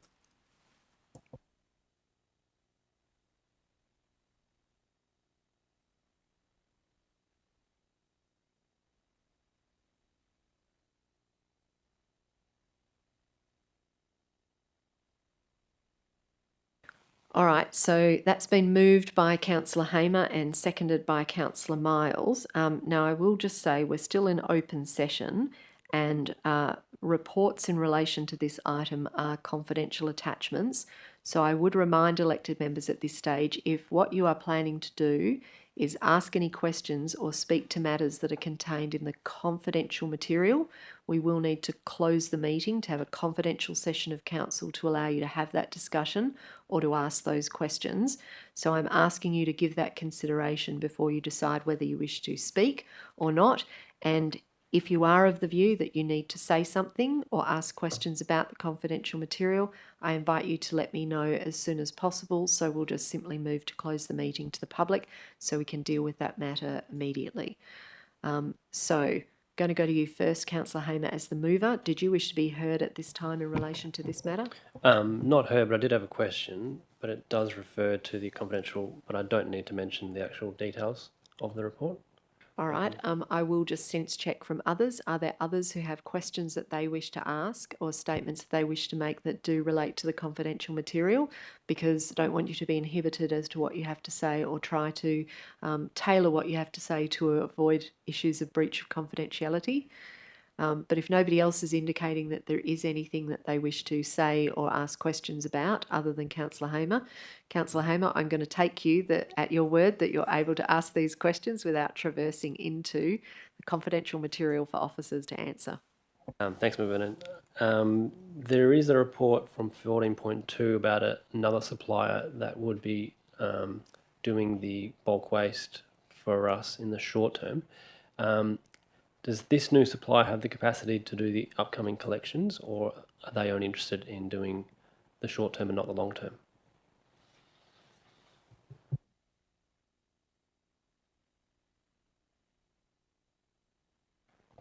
Going to refer that question to Mr. Wong, if that's a question you're able to answer. Mr. Wong. Yeah, thank you, Madam Mayor and Councillor Hamer. The contractor that we've used for the scheduled Verge collection is able to provide scheduled Verge collection services. However, for a pre-booked Verge collection service, they have not provided a price to the town. Yeah, thank you. Yeah. Anything further, Councillor Hamer? Okay, but there was no options for the scheduled in the report that we've received. No options for what, Councillor Hamer? For the scheduled bulk pickups. I'm not sure that I'm clear on your question, but Mr. Wong maybe. Mr. Wong? Yeah, thank you, Madam Mayor. We have in the request for tender requested for scheduled collection as well as an optional service. However, there has not been any submissions received for scheduled collection. All we have are pricing for pre-booked or on-demand virtual collection services. Thank you. Does that help? Yes, Councillor Homer. Just one more question, and talking loosely, not actual numbers, but using the price that's mentioned in 14.2, which correlates to one bulk waste pickup that would be happening in the town, and using that price against the one hard collection in the Verge Valet, what do the officers think of the prices between those two in a market condition? Might be getting close to the edge, mightn't it? Might ask Ms Adams. Sorry, through the chair. This is probably similar to the question on market value.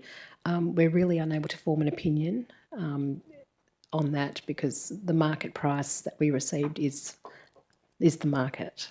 That's the evaluation. All right. So, Councillor Hamer, as the mover, did you want to be heard at this time in relation to this matter? No, I did have some other questions that weren't borderline confidential, though. I can ask those. Yep. Now is the time. If you've got questions that you want to ask, please do so. I did submit these and did receive answers, but I will ask them now just quickly. The first one, was the officer's preference when going out to tender to secure a provider to maintain our current scheduled bulk and green waste pickup level of service with dates allocated, or was it to find a Verge Valet option? Mr Wong. Yeah, thank you, Madam Mayor. Officers' preference has been for the most cost-effective collection system that the market can provide without any significant reduction in level of service. Both the scheduled and valet collection options were included in the request for tender to maximize the suite of services available for selection by the town. Yeah, thank you. Councillor Homer. Yeah, thanks, Madam. My third question, I'll miss the second one. Being as the town has a intention to divert waste from landfill, do we have any estimates of how much bulk waste is diverted from landfill with using the old system that allows pickers and recyclers to grab from the verge before the collection date happens? Mr Wong. Yeah, thank you, Madam Mayor. There's no accurate way of measuring this, but considering the keen interest from the community, as observed, to extract reusable and recyclable items during past verge collection rounds, officer estimated that there's at least 10% of the material recovered. Thank you. Thanks, Madam. And last question was just around the budget allocation for this contract. So am I right in understanding that if we have a contract with this supplier, we can then set the level of service and the budget allocation would then be allocated and would be able to be capped or limited to a certain dollar amount for that period of time? Mr Wong.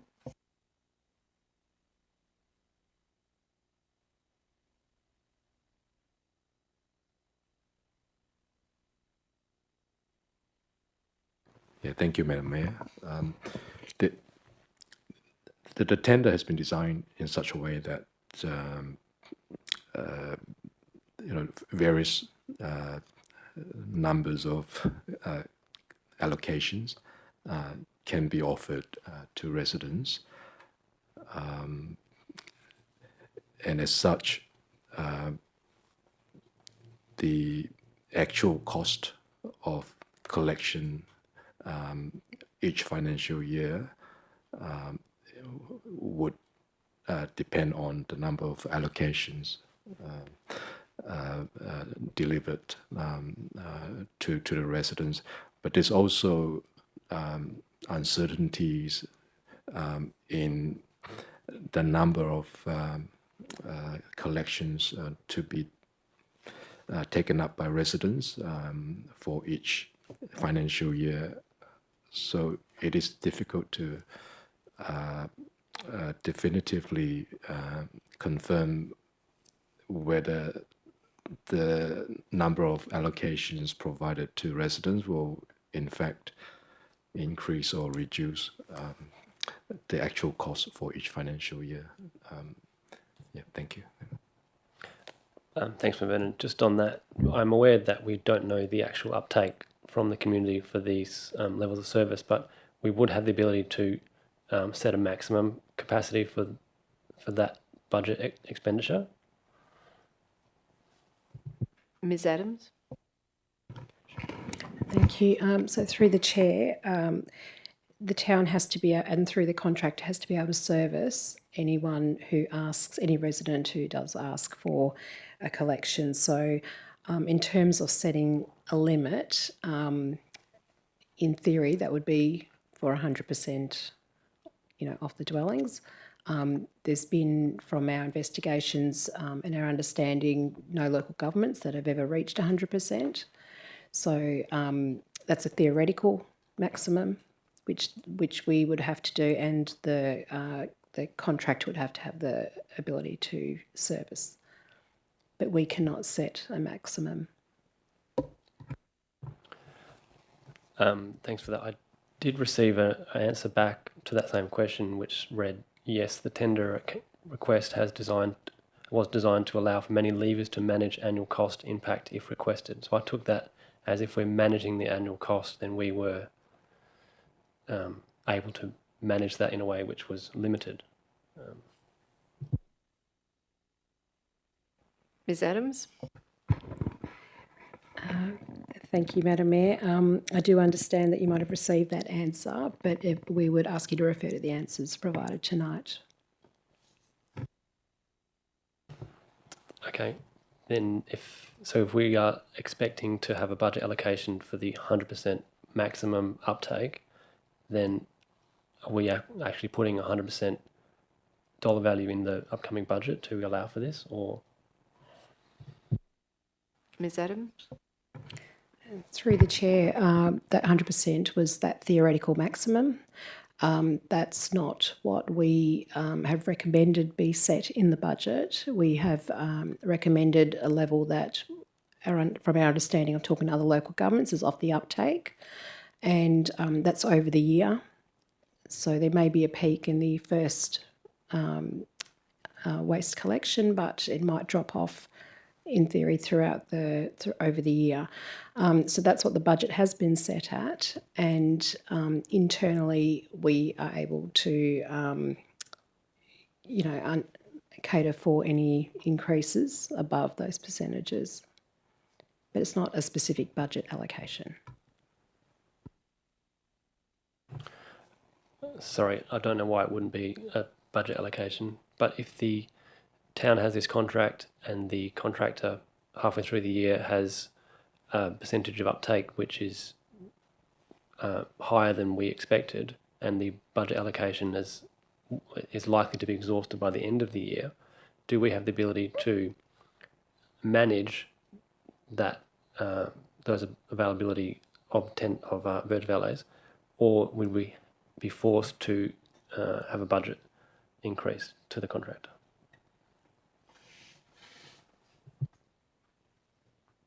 Mr Old? Someone from finance to jump in. I think that's a show, isn't it? Or a TV show. Someone from finance. Mr Old from finance. Like any project or budget allocation, if halfway through the year we see that it may be a 50% take up or a 40% take up or 60% take up, we can make decisions at that point in time and recommendations to council. Now, like every other allocation that may be, we have a better return on interest. We may have to defer or cut an operating project or a capital project.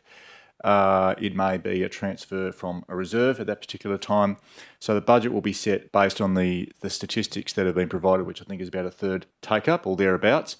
The levers that you would have to pull is whether you do 1-and-1 pick-up or 2-and-1 or 2-and-2. I understood that to be the response of what you meant by levers. So there is always a chance during the year. It may be a little bit hard for the first year, but we're a little bit unknown territory. But we do have the ability to do that.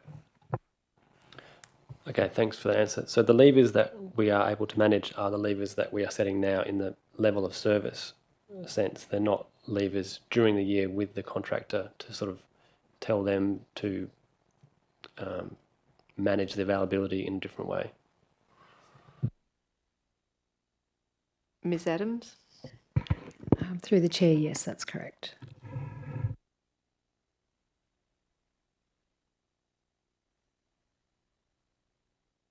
Councillor Miles is the seconder. Do you wish to be heard?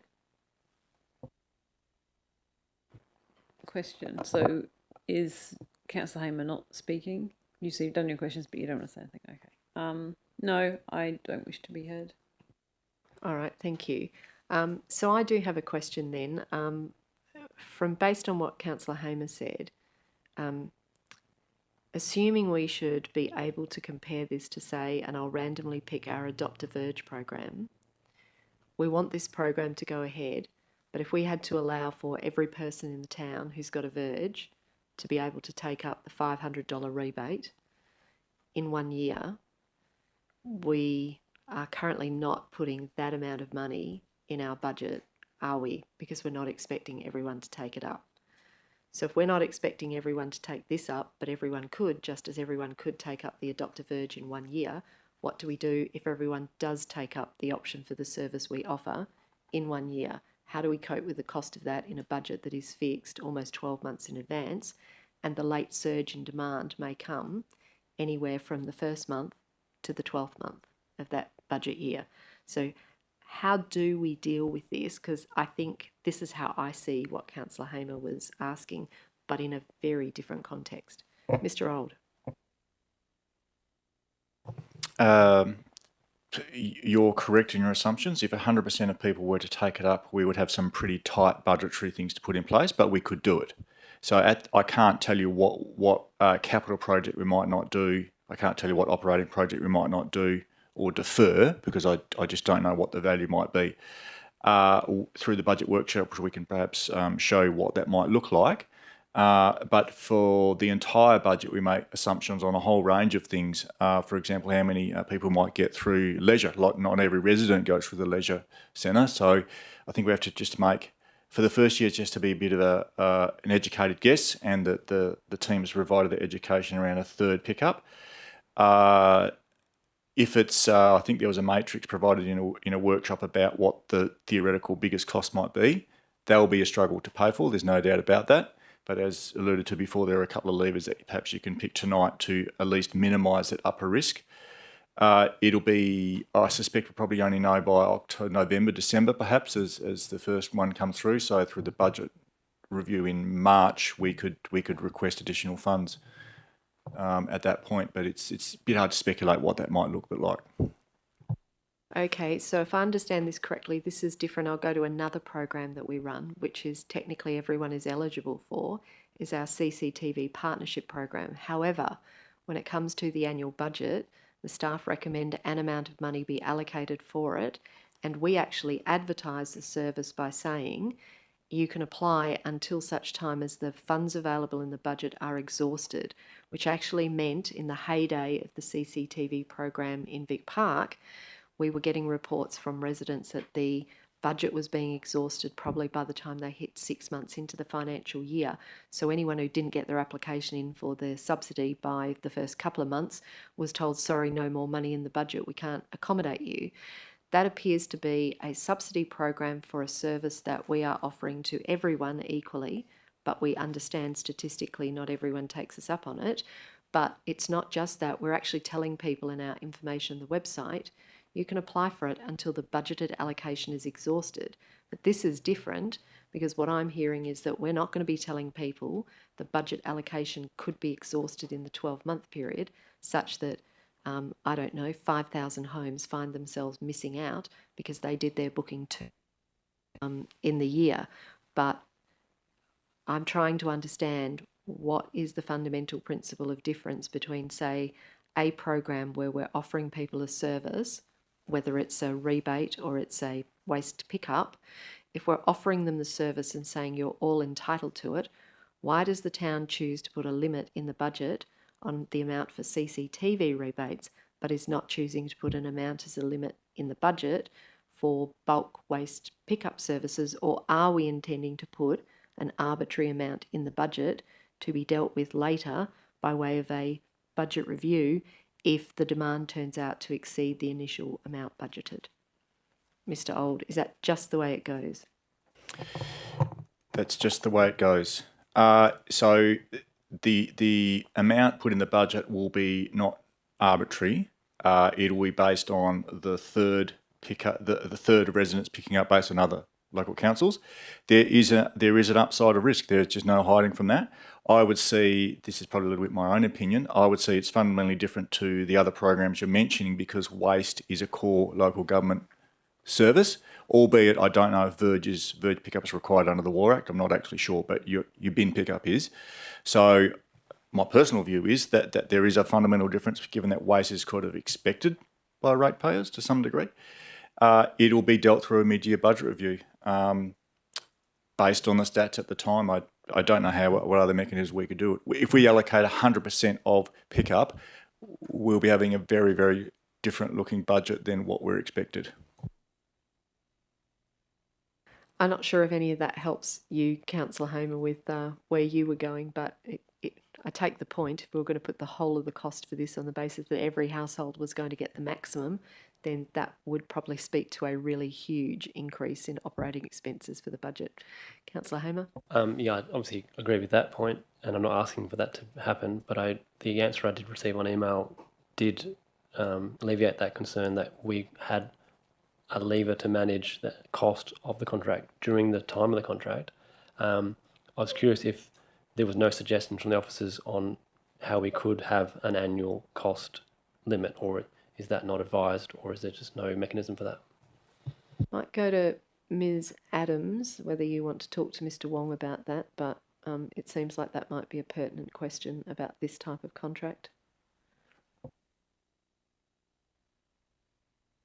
So in other words, should there be an annual limit imposed, just like we fix budgets for others and we say if you don't get in time, the allocation is exhausted? I don't know. Ms. Adams? So through the chair, I don't believe we can, because waste is a core service. So again, we've gone on the best data we can from collecting from other LGAs, and it's unlikely, it hasn't occurred to the best of our knowledge, where you've had 100% take up. So there is potential for it to go in the 45% in the first year. But in terms of capping or putting a maximum, that's not something I believe the town would support, given that it is a core service for people to be able to get rid of their waste. Anything further arising from that, Councillor Hamer? No? Councillor Cruiser? A question, do we have data available about what roughly what percentage of residents currently avail themselves of Verge collection services that are scheduled rather than on demand? Well, you're talking about, when you say scheduled services, you mean the ones that we arrange to occur throughout the year rather than something that the resident schedules for themselves. Ms. Adams? Thank you. Through the chair, it's difficult because residents leave their rubbish on the verges. So what we do have is an annual tonnage that we work on, and so that will provide a good comparison point when we do have the on-demand collection, and that's because we know that people tend to spread that along the verge. It might not just be all from that one residence. That's like, it's not only their rubbish. So I'm not sure that was Councillor Cruiser's question, but I'm sure she's going to clarify. I think that you have roughly provided an answer, although I was curious if we had even a vague idea, like about half of people use the Verge collection, about a quarter, almost everybody. But if we don't have that information, I understand. Ms. Adams? Or Mr. Wong? Thank you, Madam Mayor. Just from the past observation, we're looking at about 25 to 35%, basically like quarter to one third for every collection. Yeah. But that's a very rough, very. We've never seen obviously 100%. We have never seen 75%. Sometimes it felt like 50%, but I'll say 25 to about one third. Thank you. Well, I guess the problem is without knowing the weight of the rubbish that people put out versus the weight that our collector picks up, we don't know what the difference is. So it's almost impossible to know how many people are putting waste out and at what tonnage levels, let alone what that translates to in terms of a percentage pickup rate. Anything further, Councillor Cruiser? Do we have any evidence from other councils that we've looked at as to whether more households take up verge collection when there is a schedule, when they are able to schedule the verge collection, or fewer households once you shift from town scheduling collection to individual households scheduling collection?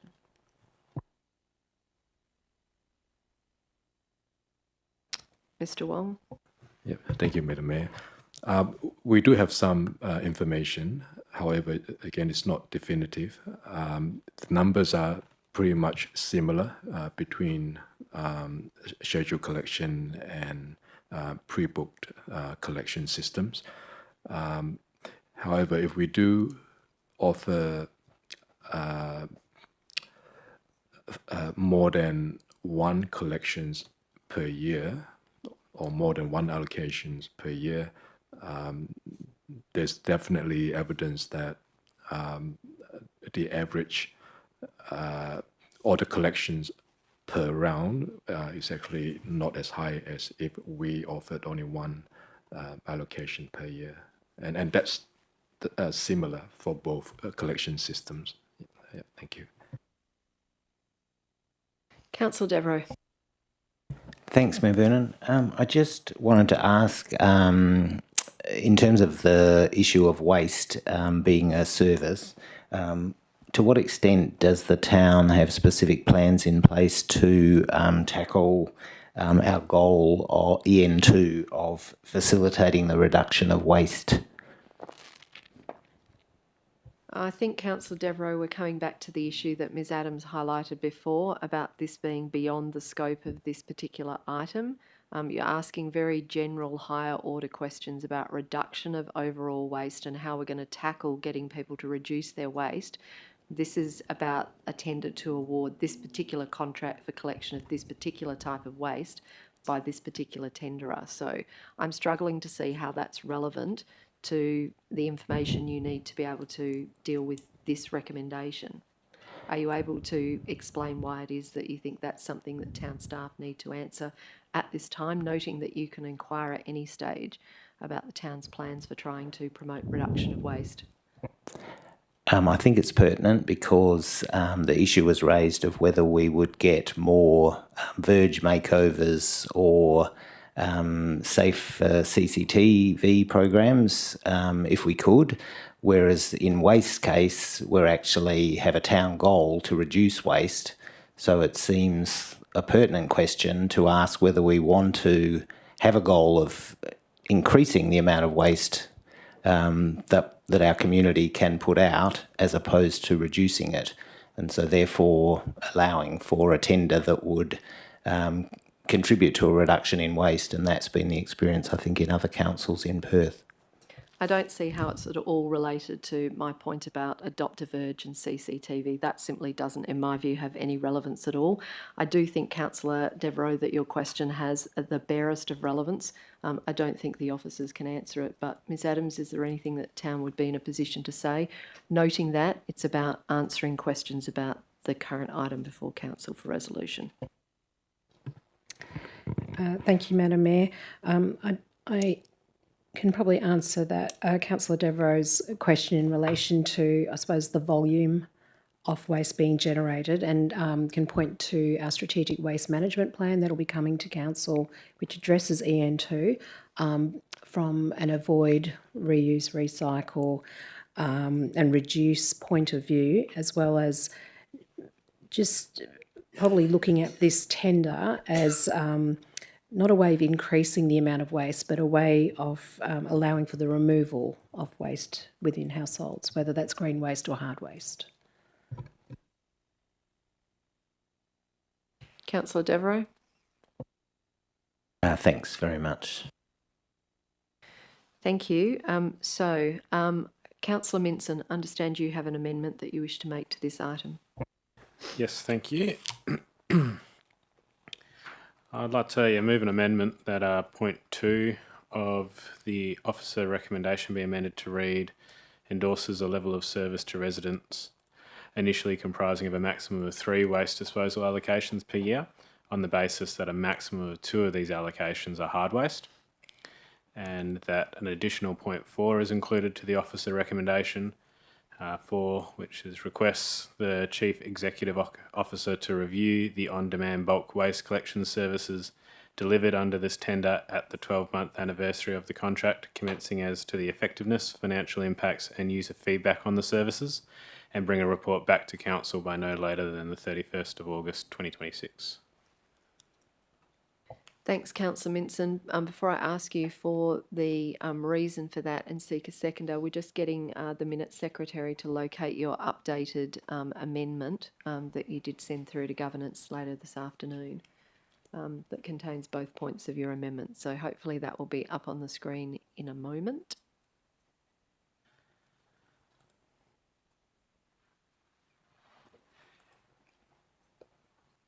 In the meantime, I do have a quick question, if I may. Well, can I just grab for you your reason for your proposed amendment? It is kind of related to that, just based on the governance advice sent about the confidential. It does reference the reasoning that I sent through earlier, tendered rates. Is there any advice there about whether that's okay in this? Right, we'll just get the Manager of Governance to have a look at your wording there to see if it comes into an issue that we need to deal with.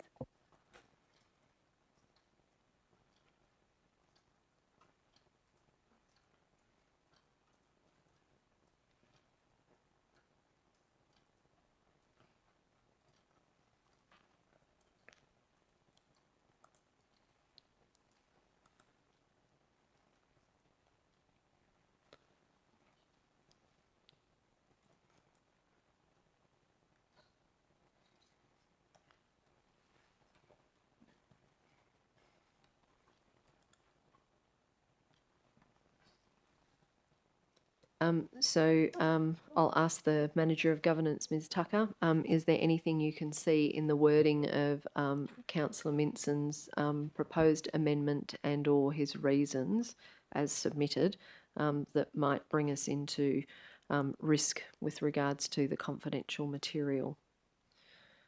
Ms Tucker? Thank you for the question. Upon reading it, I can't see anything that compromises the confidentiality of the report. Councillor Minson, so if you'd like to set out your reason. Yep, thank you. So the first amendment is to allow greater flexibility for residents to manage their pre-booked verge waste collections, so particularly by increasing access to green waste verge collections. So this amendment would allow a resident to have 1, 2 or even 3 of their verge waste collections be green waste instead of hard waste. This is a near certain to be at a lower cost to the town based on the tendered rates and the requirement for residents to have no more than 2 hard waste verge collections, given that the tendered hard waste verge collections are costlier than the green waste verge collections. And the final point of the amendment is to ensure a review of the new service is undertaken and the council remains informed. A report back to council on the effectiveness, financial impacts and resident feedback of the services proposed. All right, thank you. So we got a seconder for that. Yep. Not letting me do it. All right. So that's seconded by myself, Mayor Vernon. Councillor Minson, did you want to speak more substantively to your proposed amendment? I'll just quickly add a point, just that this is about improving the flexibility, particularly around the access to green waste collections. So comparing this to the original substantive motion that there wouldn't be an increase in hard waste, that's still at a level of service of a maximum of 2. But I guess effectively it allows people to trade those in for green waste, which would support residents in the towns that might have large gardens or are supporting trees on their private properties and who manage those things with the Verge collections at the moment, and who would, I think, find great value in continuing having access to a larger amount of green waste pickups. So that's it, and I hope you support the amendment. All right, thanks, Councillor Minson. As the seconder, before I speak, I'd just like to ask a question of the staff, noting that the officer recommendation in the further consideration section has wording for a proposed alternative recommendation in relation to point 2 of the officer recommendation. Does the town agree that Councillor Minson's proposed amendment, as it now reads to paragraph 2, achieves essentially the outcome that the town was intending by its words in the further consideration section? Ms Adams? Yes, Madam Mayor, we do. Okay, thank you.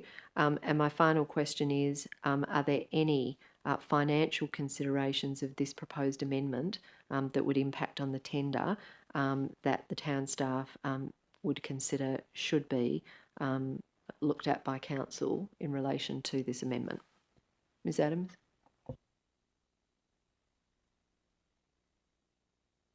Or Mr Wong, up to you. So, Madam Mayor, we do understand that the number of allocations per year do not have to be endorsed for contract award. We do require at this stage an answer from Council for the waste calendar for this year. So we do believe that wording will be satisfactory. Okay, all right, thank you. So just briefly, I must admit I had a fair bit of conflict about this item. We've obviously had a bulk waste Verge collection pickup service for a long time in the town. It's not pre-booked, it's not Verge Valet, it's not skip bins. And whilst I know that there are pros and cons of having it, in fact somebody came to see me at Share with the Mayor on Saturday at the library and said the first thing I need to talk to you about is bulk waste pickup. It's all over the streets. You've got to stop it. You've got to move to another system like the City of Canning, which has pre-booked skip bin pickups. And I took their point, but I am aware that people have lots of deep thoughts about this, both pros and cons of all of the different processes that are available currently for collection of bulk waste. But the circumstances that we're in, we now have a presented tender that's compliant for moving to a different system, which is pre-booked, Verge waste collection for both green waste and hard waste. I'm not sure how it's going to go. I'm a little bit nervous about what might be the outcomes and what people might think about it and will it work. But I guess we won't know until we try. So I think what Councillor Minson is proposing for the amended recommendation in point 2 I think definitely speaks to me about us trying to provide a level of service to residents that gives them some flexibility and some choice, but still does reflect that we see hard waste as something that people should be perhaps having less of, therefore needing less to dispose of out in a bulk waste.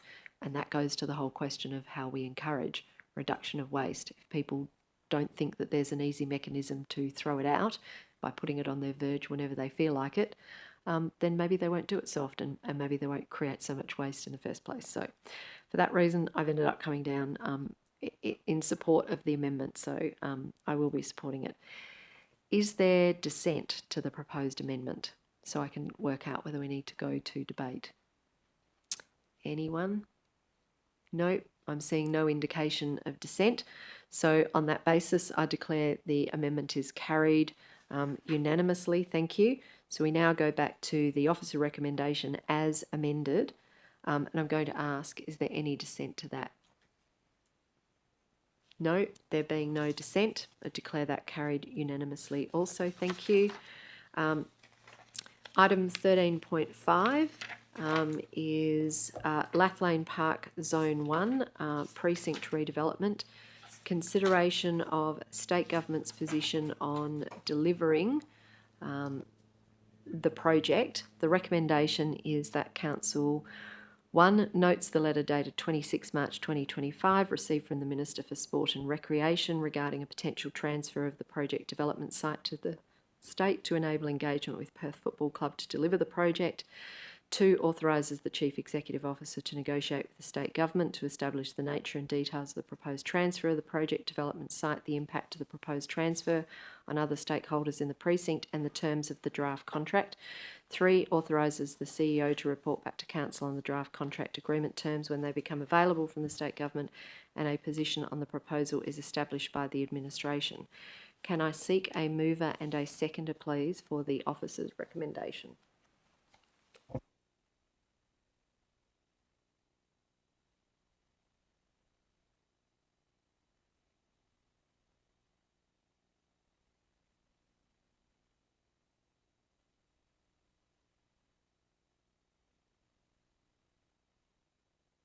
Still seeking a seconder?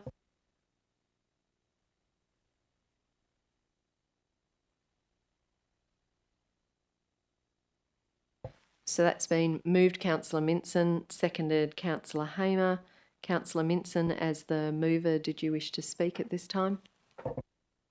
Not at this stage, thank you. Thank you. Councillor Hamer, as the seconder, did you wish to be heard at this stage? No.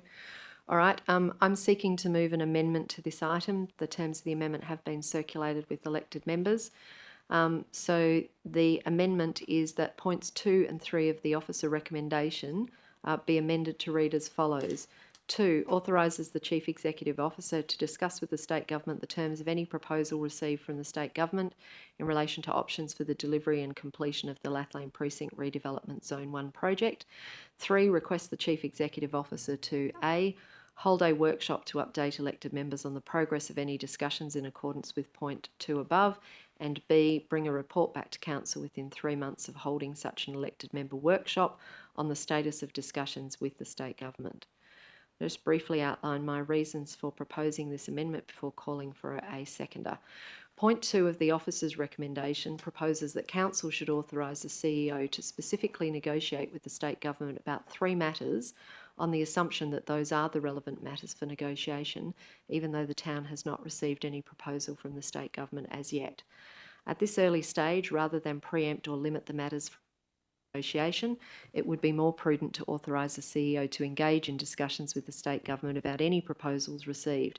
That way we create a broad remit for the CEO to undertake those discussions, enabling all aspects of a proposal to be explored and understood to assist the town to develop its position in response. Given the history of the project and the significant investment of time and resources by the town to date, it would be appropriate for the CEO to update elected members through a workshop about the progress of discussions with the state government and the development of the town's position before Council authorises the CEO to engage in negotiations. Following such a workshop, the town may recommend that Council should authorise the CEO to undertake negotiations with the state government and on what terms. Bringing a status report back to Council will ensure we continue to maintain transparency and accountability over the town's actions in relation to this project. Can I call please for a seconder for my proposed amendment?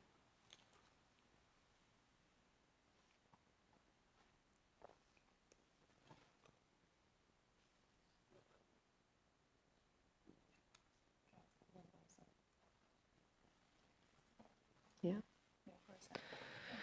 All right, that's been seconded by Councillor Melrosa online. Thank you. I think in essence, my reasoning is set out as it was presented to you. At this stage, as the mover of this amendment, I don't wish to say anything further. Councillor Melrosa, as the seconder, do you wish to be heard? No, thank you. I'm taking that was a no thank you. It sounded quite faint, but yes, I'm getting the thumbs up from you. Sorry we haven't heard from you tonight so far, but good to hear.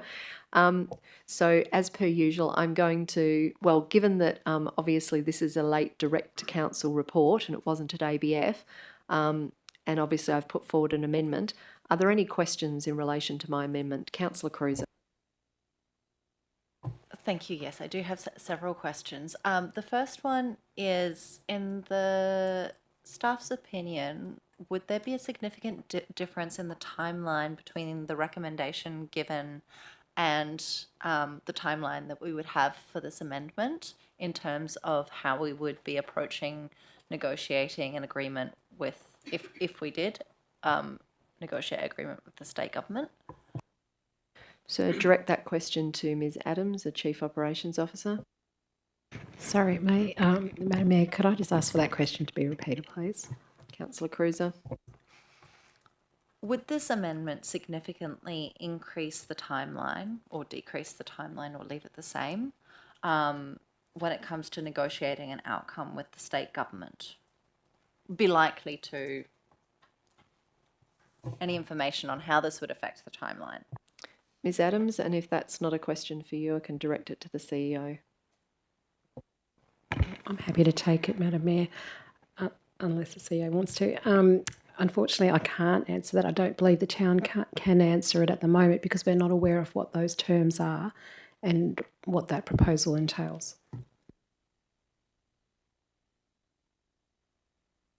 Councillor Cruiser, any further questions?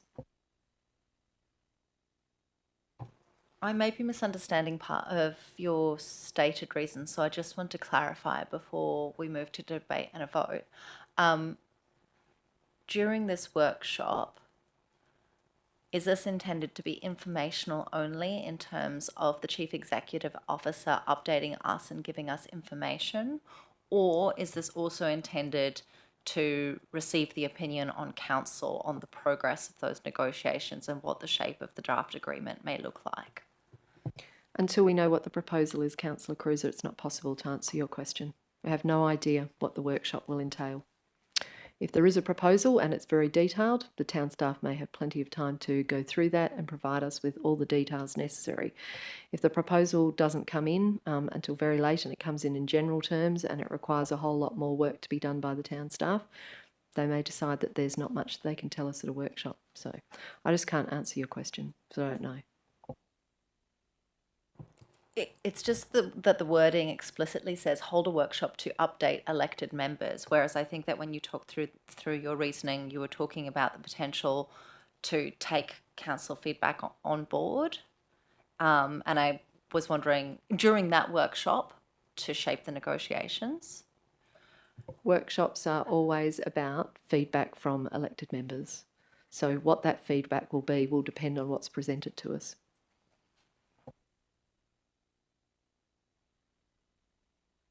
Do you have any further questions? No. Are there any other questions with regards to the proposed amendment? Councillor Hamer. Thanks, Ms Vernon. As for the CEO, what would his next course of action be on this amendment? Mr. CEO. Thank you for the question. I think given we haven't received a response in terms of the term sheet, I think that will be the next approach, is to request that information. Anything further, Councillor Hamer? No. All right, so I'll formally ask, is there any dissent to the proposed amendment? If there is, we'll move to debate.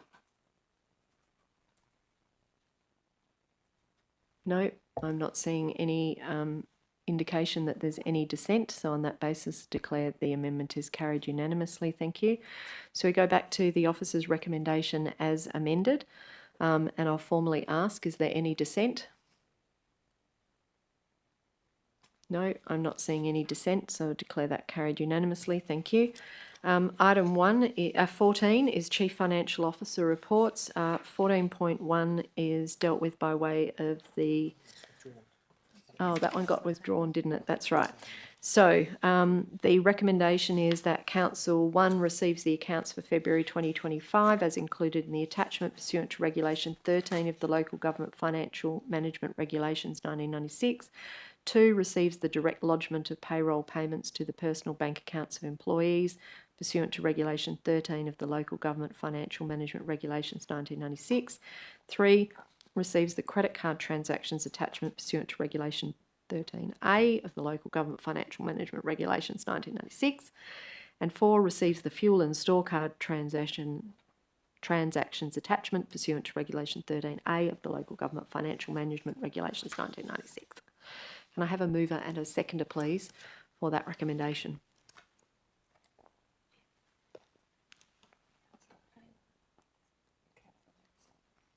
That's moved Councillor Hamer, seconded Councillor Minson. Councillor Hamer, do you wish to be heard? We've got some questions that you want to ask or not? Questions, please. Yep. Thanks, Mevan. On 4.1.1, page 2, there was a payment for the bus shelter on Sussex Street and Kent Street, which was from the Public Transport Authority and Western Australia. That structure, was that built and delivered by the public transport, and then we just pay them back, or do we have any input in that design and placement? I'm going to go to the Chief Operations Officer. So this is related to a payment which was answered by the town staff this afternoon to a series of questions that I submitted about what were the payment to the PTA for transport services, and the answer came back it was for 2 bus shelters. So I don't know if Councillor Hamer's question then assists you, Ms Adams. Do we build those bus shelters or what? Or presumably we're paying them, so that must mean they're building them? Thank you, Madam Mayor. I'm sorry, I can't answer it definitively. I can speculate. Take it on notice? But yes. Yeah, we'll have to take that on notice, Councillor Hamer. Okay, so there's no approval or planning or my question arises because the setback of those bus shelters is now on the footpath where before they were on the verge, and they're faced the opposite way, so they don't give shade or shelter in the sun or the rain. So I was curious whether that was their decision or our decision to change that arrangement.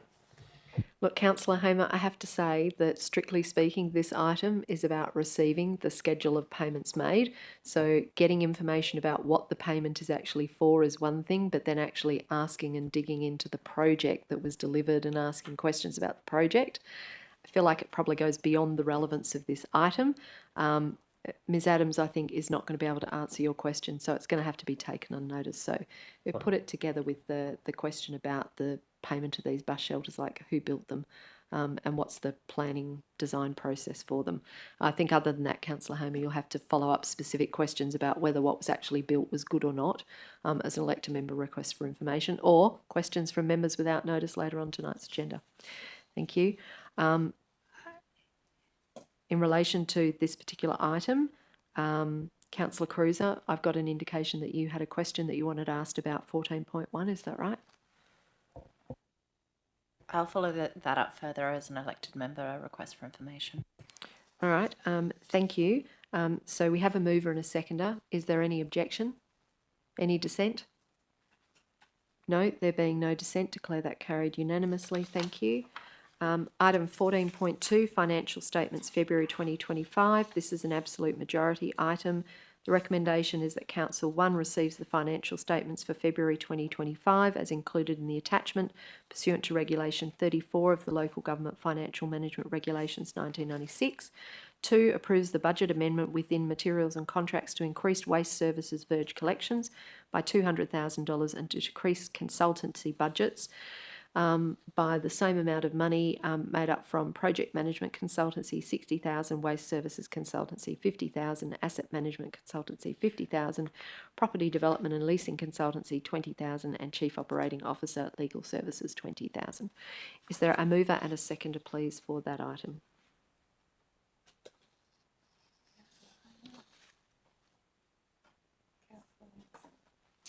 Moved Councillor Hamer, seconded Councillor Minson. Councillor Hamer, do you wish to be heard on this item?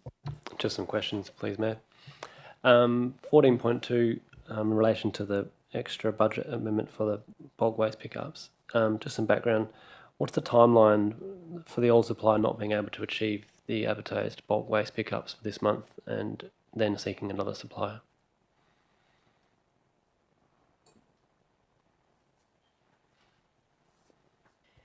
Ms Adams?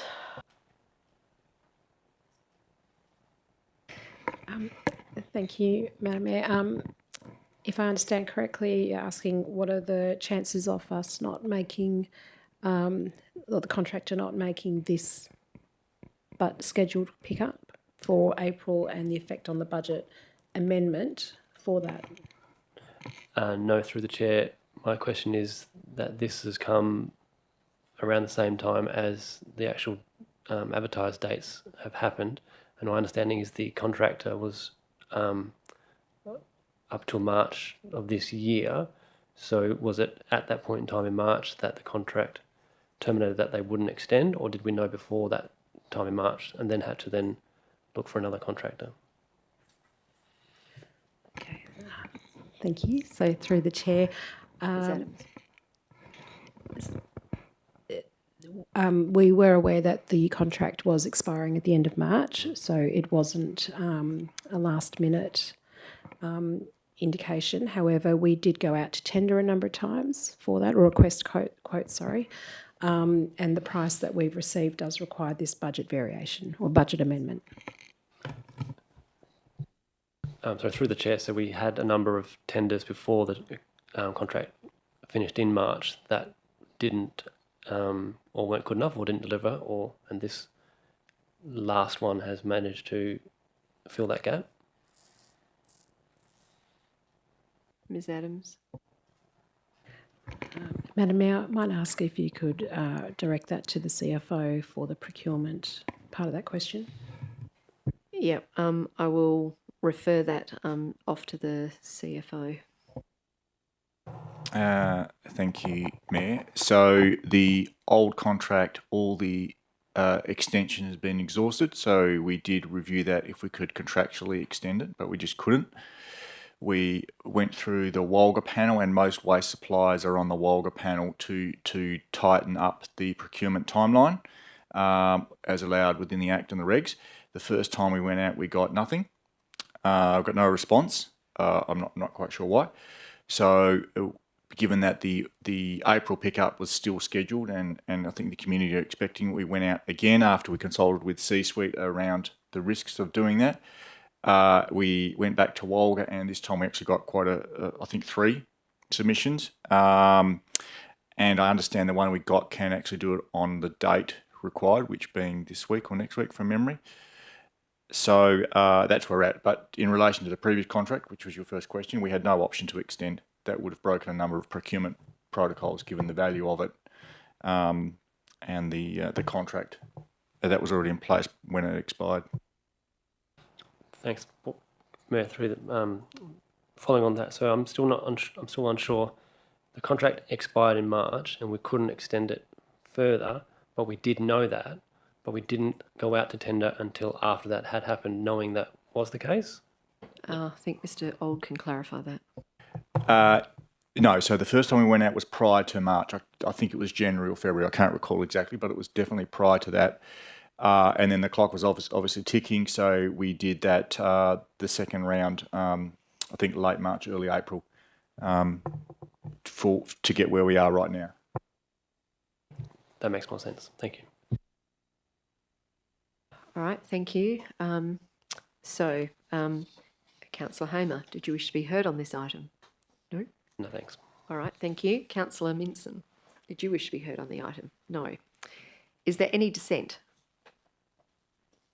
No. There being no dissent, declare that carried unanimously. Thank you. Item 14.3 has been dealt with by exception resolution. Item 15 is committee reports. There are none. Item 16, applications for leave of absence. We've got one. The recommendation is that Council approves a leave of absence for Councillor Lindsay Miles for the dates of 30 June 2025 to 4 July 2025 inclusive. Can I seek a mover and a seconder for that recommendation, please?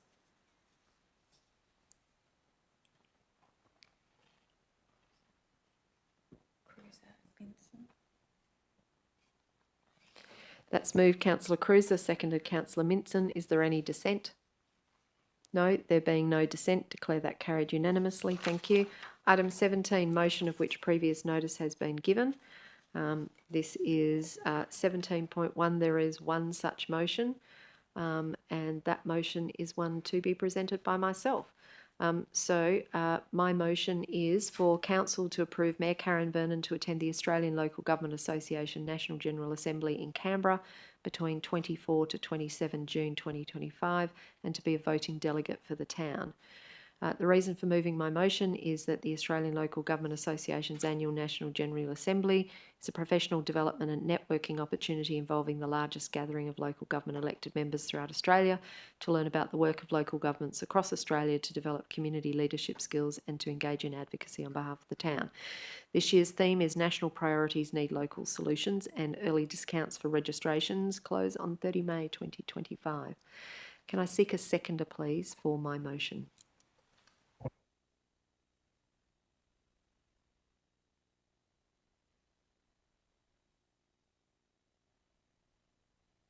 That's seconded, Councillor Hamer. I don't wish to be heard further at this stage. Councillor Hamer, do you wish to be heard? No. I'm going to ask, is there any dissent to the recommendation, or to the motion rather, not the recommendation? Councillor Cruiser? Will motions to be voted on be made available to council ahead of the meeting where they're voted on? So the Australian Local Government Association produces all of the motions into booklet forms, both available electronically and hard copy. That is done after the close of the motion period. Motions closed on the 31st of March of this year, which meant all the councils around Australia who moved a motion to put a motion up to the National General Assembly, that will be being collated now. I don't have an exact date when the motions will be available, but they're all available online. So last year, for example, I think there was 270 odd motions. ALGA does do a sorting process where they try to align and put motions about the same matter together, and then they have a procedure to move them on block so that effectively they're not moving motion after motion about the same thing. But that's where the motions will be made available. I'm not aware of the town ever having presented to elected members a copy of these motions, because given that ALGA's secretariat is in Canberra, we don't actually get hard copies of the motions distributed, but they are available on the ALGA website. So when they're released, any elected member across the country can have a read of them to see what's on the agenda and what might be of interest to them to be voted on. Do we usually go through any kind of process for council to give you feedback on what we would prefer our voting positions to be on those motions? I'm not aware of that having been done in my time on council. I don't know if there, well, I don't know if there ever was a process beforehand. I might call upon Councillor Anderson if she can assist, if she can recall if any time prior to 2017 there was any process with this council for seeking to put things forward for this council to indicate their views on the motions as put up by other ALGA members across the country. Councillor Anderson. Thank you, Mayor. No, I don't have any recollection of that process being in place. So not aware of any process for doing things like that, Councillor Cruiser, because I guess you don't know until you see the motions, and then all the motions have all got reasons attached to them. There's a lot of them to read through, and I don't really know how the council would do that process. What is the usual process then to for mayors to go through, or other attending council members, so that their votes are in line with council's wishes or council's strategies and plans? I don't know of any such process. I don't know how you do go through that process. I guess you have to trust that if I'm the voting delegate, when I read the motions that are put up, that I'll vote on them the way I consider is most appropriate as the voting delegate. Might go to Mr. CEO, whose previous councils possibly had voting delegates sent to ALGA. Maybe you have any reflections that might assist Councillor Cruiser. Thank you, Mayor Vernon. I'm not sure I'm going to be able to help you too much, Councillor Cruiser. I'm certainly not aware of a process by which delegates discuss motions ahead of the meeting itself, and as the Mayor says, there are a significant number of them, generally always at ALGA.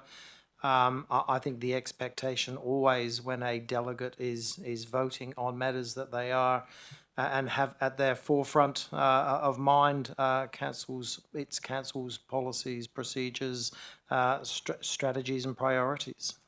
But I can't advise you any other way. All I can say, Councillor Cruiser, is when you read the motions, there are motions in there that you would like to share your feedback with me about how you feel they should be voted on, noting that at the motion, although it's not true that all voters' votes are secret, it's done by pressing a clicker button, and then the results of that appear on a massive big screen, which just show the numbers of votes for and the numbers of votes against. So it's often not possible to tell what the room is doing until you see it broadcast on the screen with the percentage or with the numbers for and the numbers against. And then there's a declaration as to whether it's carried.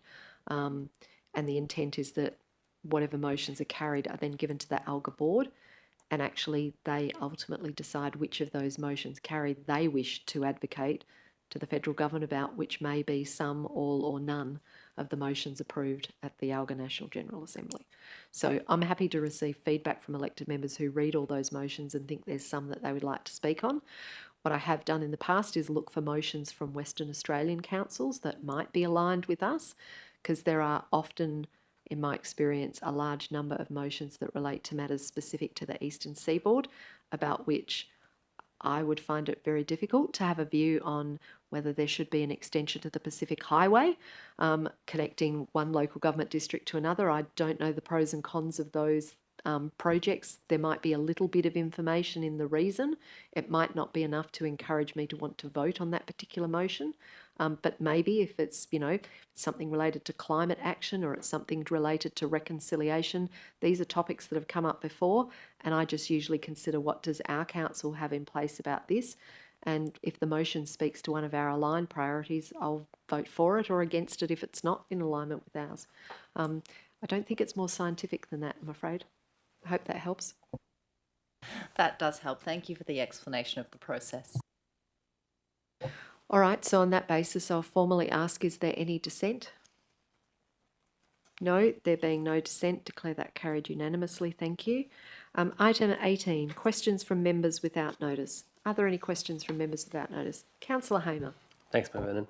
I've got a question without notice about a question taken on notice from 5.2. The officers mentioned at point 11 that they recommend speed bumps at 3 locations after the survey. Just confirming that those 3 locations mentioned will mean 3 treatments or bumps. I'm going to need to turn to Ms Adams for this, but I do understand answers to these questions I think were forwarded through. I think Councillor Hamer did ask these, and I think the answers came very late this evening before the meeting started from the town staff. So hopefully there are answers that Ms Adams is able to turn to. That's your understanding, isn't it, Councillor Hamer? Is that right? Yeah, 5:10 I received it. Yep. Ms Adams? Thank you, Madam Mayor. I don't have all the answers at hand, but in relation to the question about whether or not we're going to be having 3 treatments at those locations, they will be 3 traffic calming measures that will be undertaken at those locations. So, Ms Adams, the answer that came from governance to Councillor Hamer was copied to councillors, the CEO, yourself and Mr Wilson. So it did come in at 5:10 this afternoon. So if you're able to look for 1710 on your email list, you should see that answers that came through. So I think they're the answers that Councillor Hamer is looking to have on the record, as far as I know.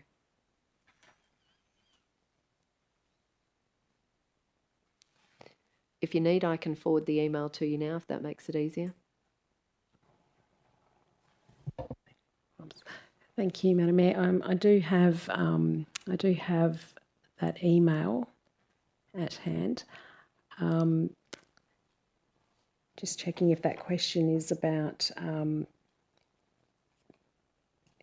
Was that question? Sorry, may I ask if that was question 1, please? Councillor Hamer, that was question 1. Question 1, yes, that's correct. Question 1. Yep. Okay, thank you. So through the chair then, based on the feedback post-consultation, a significant volume of concern due to the number of treatments, the project team considered only treating key locations that we considered had a higher risk of vehicle, pedestrian and cycling interactions. Councillor Homer, your next question. And just to follow up on that answer, so the now proposed 3 locations which received community consultation, so are those locations that received better feedback than the others, or are they purely based on the safety risks? Ms Adams? Through the chair, I understand it was a combination of that. So even from the survey, when we had those that perhaps came out as an opposed on that, they actually provided comments that were supportive of those locations.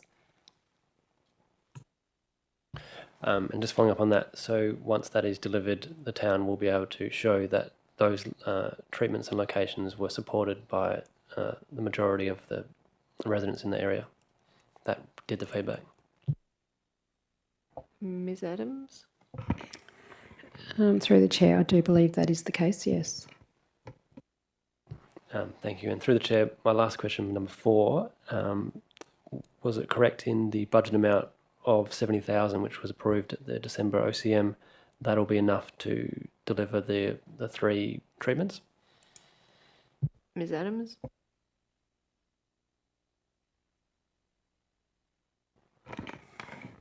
Through the chair, I do believe that we just recently had tenders closed, so we're still undertaking our review process. It was literally a few days ago. So I'd have to take that on notice at the moment. We'll take that on notice as to whether the budget that's been allocated at the December Ordinary Council meeting was sufficient for the installation of 3 speed cushions on Rutland Avenue. Anything further, Councillor Hamer? No. Any other questions from elected members without notice? Deputy Mayor Ife.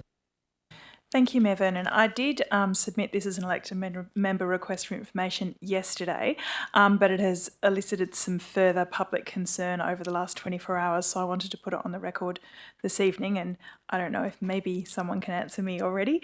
There was some concern raised in the community around the Easy Park parking machines that appear to be not permitting a car to park for more than 2 hours across any location in the town. So it seems to be accumulating your parking, and if you've parked for 2 hours at Aqualife, you then cannot park down here outside Victoria Park Primary School in an Easy Park bay. It wasn't my understanding that that was our initial intent, and I'm wondering if we can get some commentary on how this is occurring and if this was what had intended to occur. Good. I sent through the same request, but this morning when I became aware of it, Mr. Old. There has been a response drafted. I thought that had been sent, so I can either issue that tomorrow or deal with it now, whatever your Well, preference it's is. questions from members without notice, so if you have the answer, we'd be grateful to hear it now. Oh, sure. Okay. So it is a response to the 2 questions, so I'll try and frame it to what you've just asked, noting the information here might not be as coherent as what you just asked. So there should not be a daily maximum of 2 hours of paid parking via either Easy Park, Pay Park, or via the parking meter. Upon investigation of this email, and the team did confirm they haven't had this complaint till just 2 days ago, so we don't know if it's just been a recent thing. The team discovered there was a tariff configuration error on the Easy Park system that incorrectly applied a 2-hour daily cap across the entire town. The town has worked with Easy Park today to correct the issue, and the changes have now been implemented to allow motorists to park across multiple different zones within the same day. However, it is important to note under the town's vehicle management local law, if a motorist parks in a specific area code or zone, they must vacate the zone for a minimum of 2 hours after reaching the maximum allowable time before commencing a new session in the same area or zone. This ensures fair turnover and supports equitable access to parking bays for all motorists. Perfect. I'm very happy, and I think the community will be too. I think Thank so you. as well. Thanks, Mr. Old. I just checking there's nothing else. I think that's sufficient. But we'll Because that's going on Facebook in about 30 seconds. Meeting might not be over in 30 seconds, Deputy Mayor Ives. You might have to cool your jets on that one. Any other questions from elected members without notice? No. Item 19, new business of an urgent nature introduced by decision of the meeting. We have none. Item 20 is public question time, which I open at 8:58 p.m. And noting there are no members remaining in the public gallery, I close it at 8:50. Oh, it's just clicked over to 8:59. So I think that might just be, it's maybe a little glitch. Item 21 is public statement time, which I open at 8:59 p.m. and close at 8:59 p.m, there being no members of the public remaining in the public gallery. Item 22, meeting closed to the public. We have a matter for which the meeting may be closed to the public, but didn't I read out?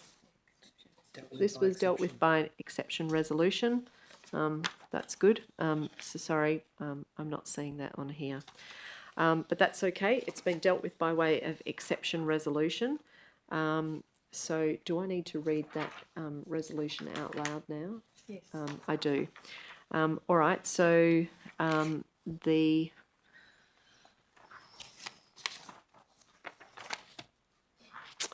I just have to go in and open up the confidential item. So I thought I had a copy of it. Okay, thank you. Council resolved to approve a variation to clause 2.2.2 of the CEO contract of employment between the town of Victoria Park and Carl Askew dated 10 September 2024, and 2, authorises the Mayor to sign the variation of contract as set out in confidential attachment 1 on behalf of the town of Victoria Park. So that's the reading of the confidential resolution that's already been passed.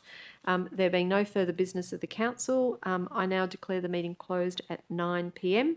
Thank you everyone for your contribution tonight. Thank you, Councillor Mel Rosa. I know that you're not well, but you've stuck with us for the duration, so thank you. Hope you get better soon. Thanks to everyone who joined us on live streaming. Thanks to the town staff for your efforts tonight. And we're adjourned. Thank you. Thank you, councillors. Staff, please be upstanding for her worship, Mayor Karen Vernon.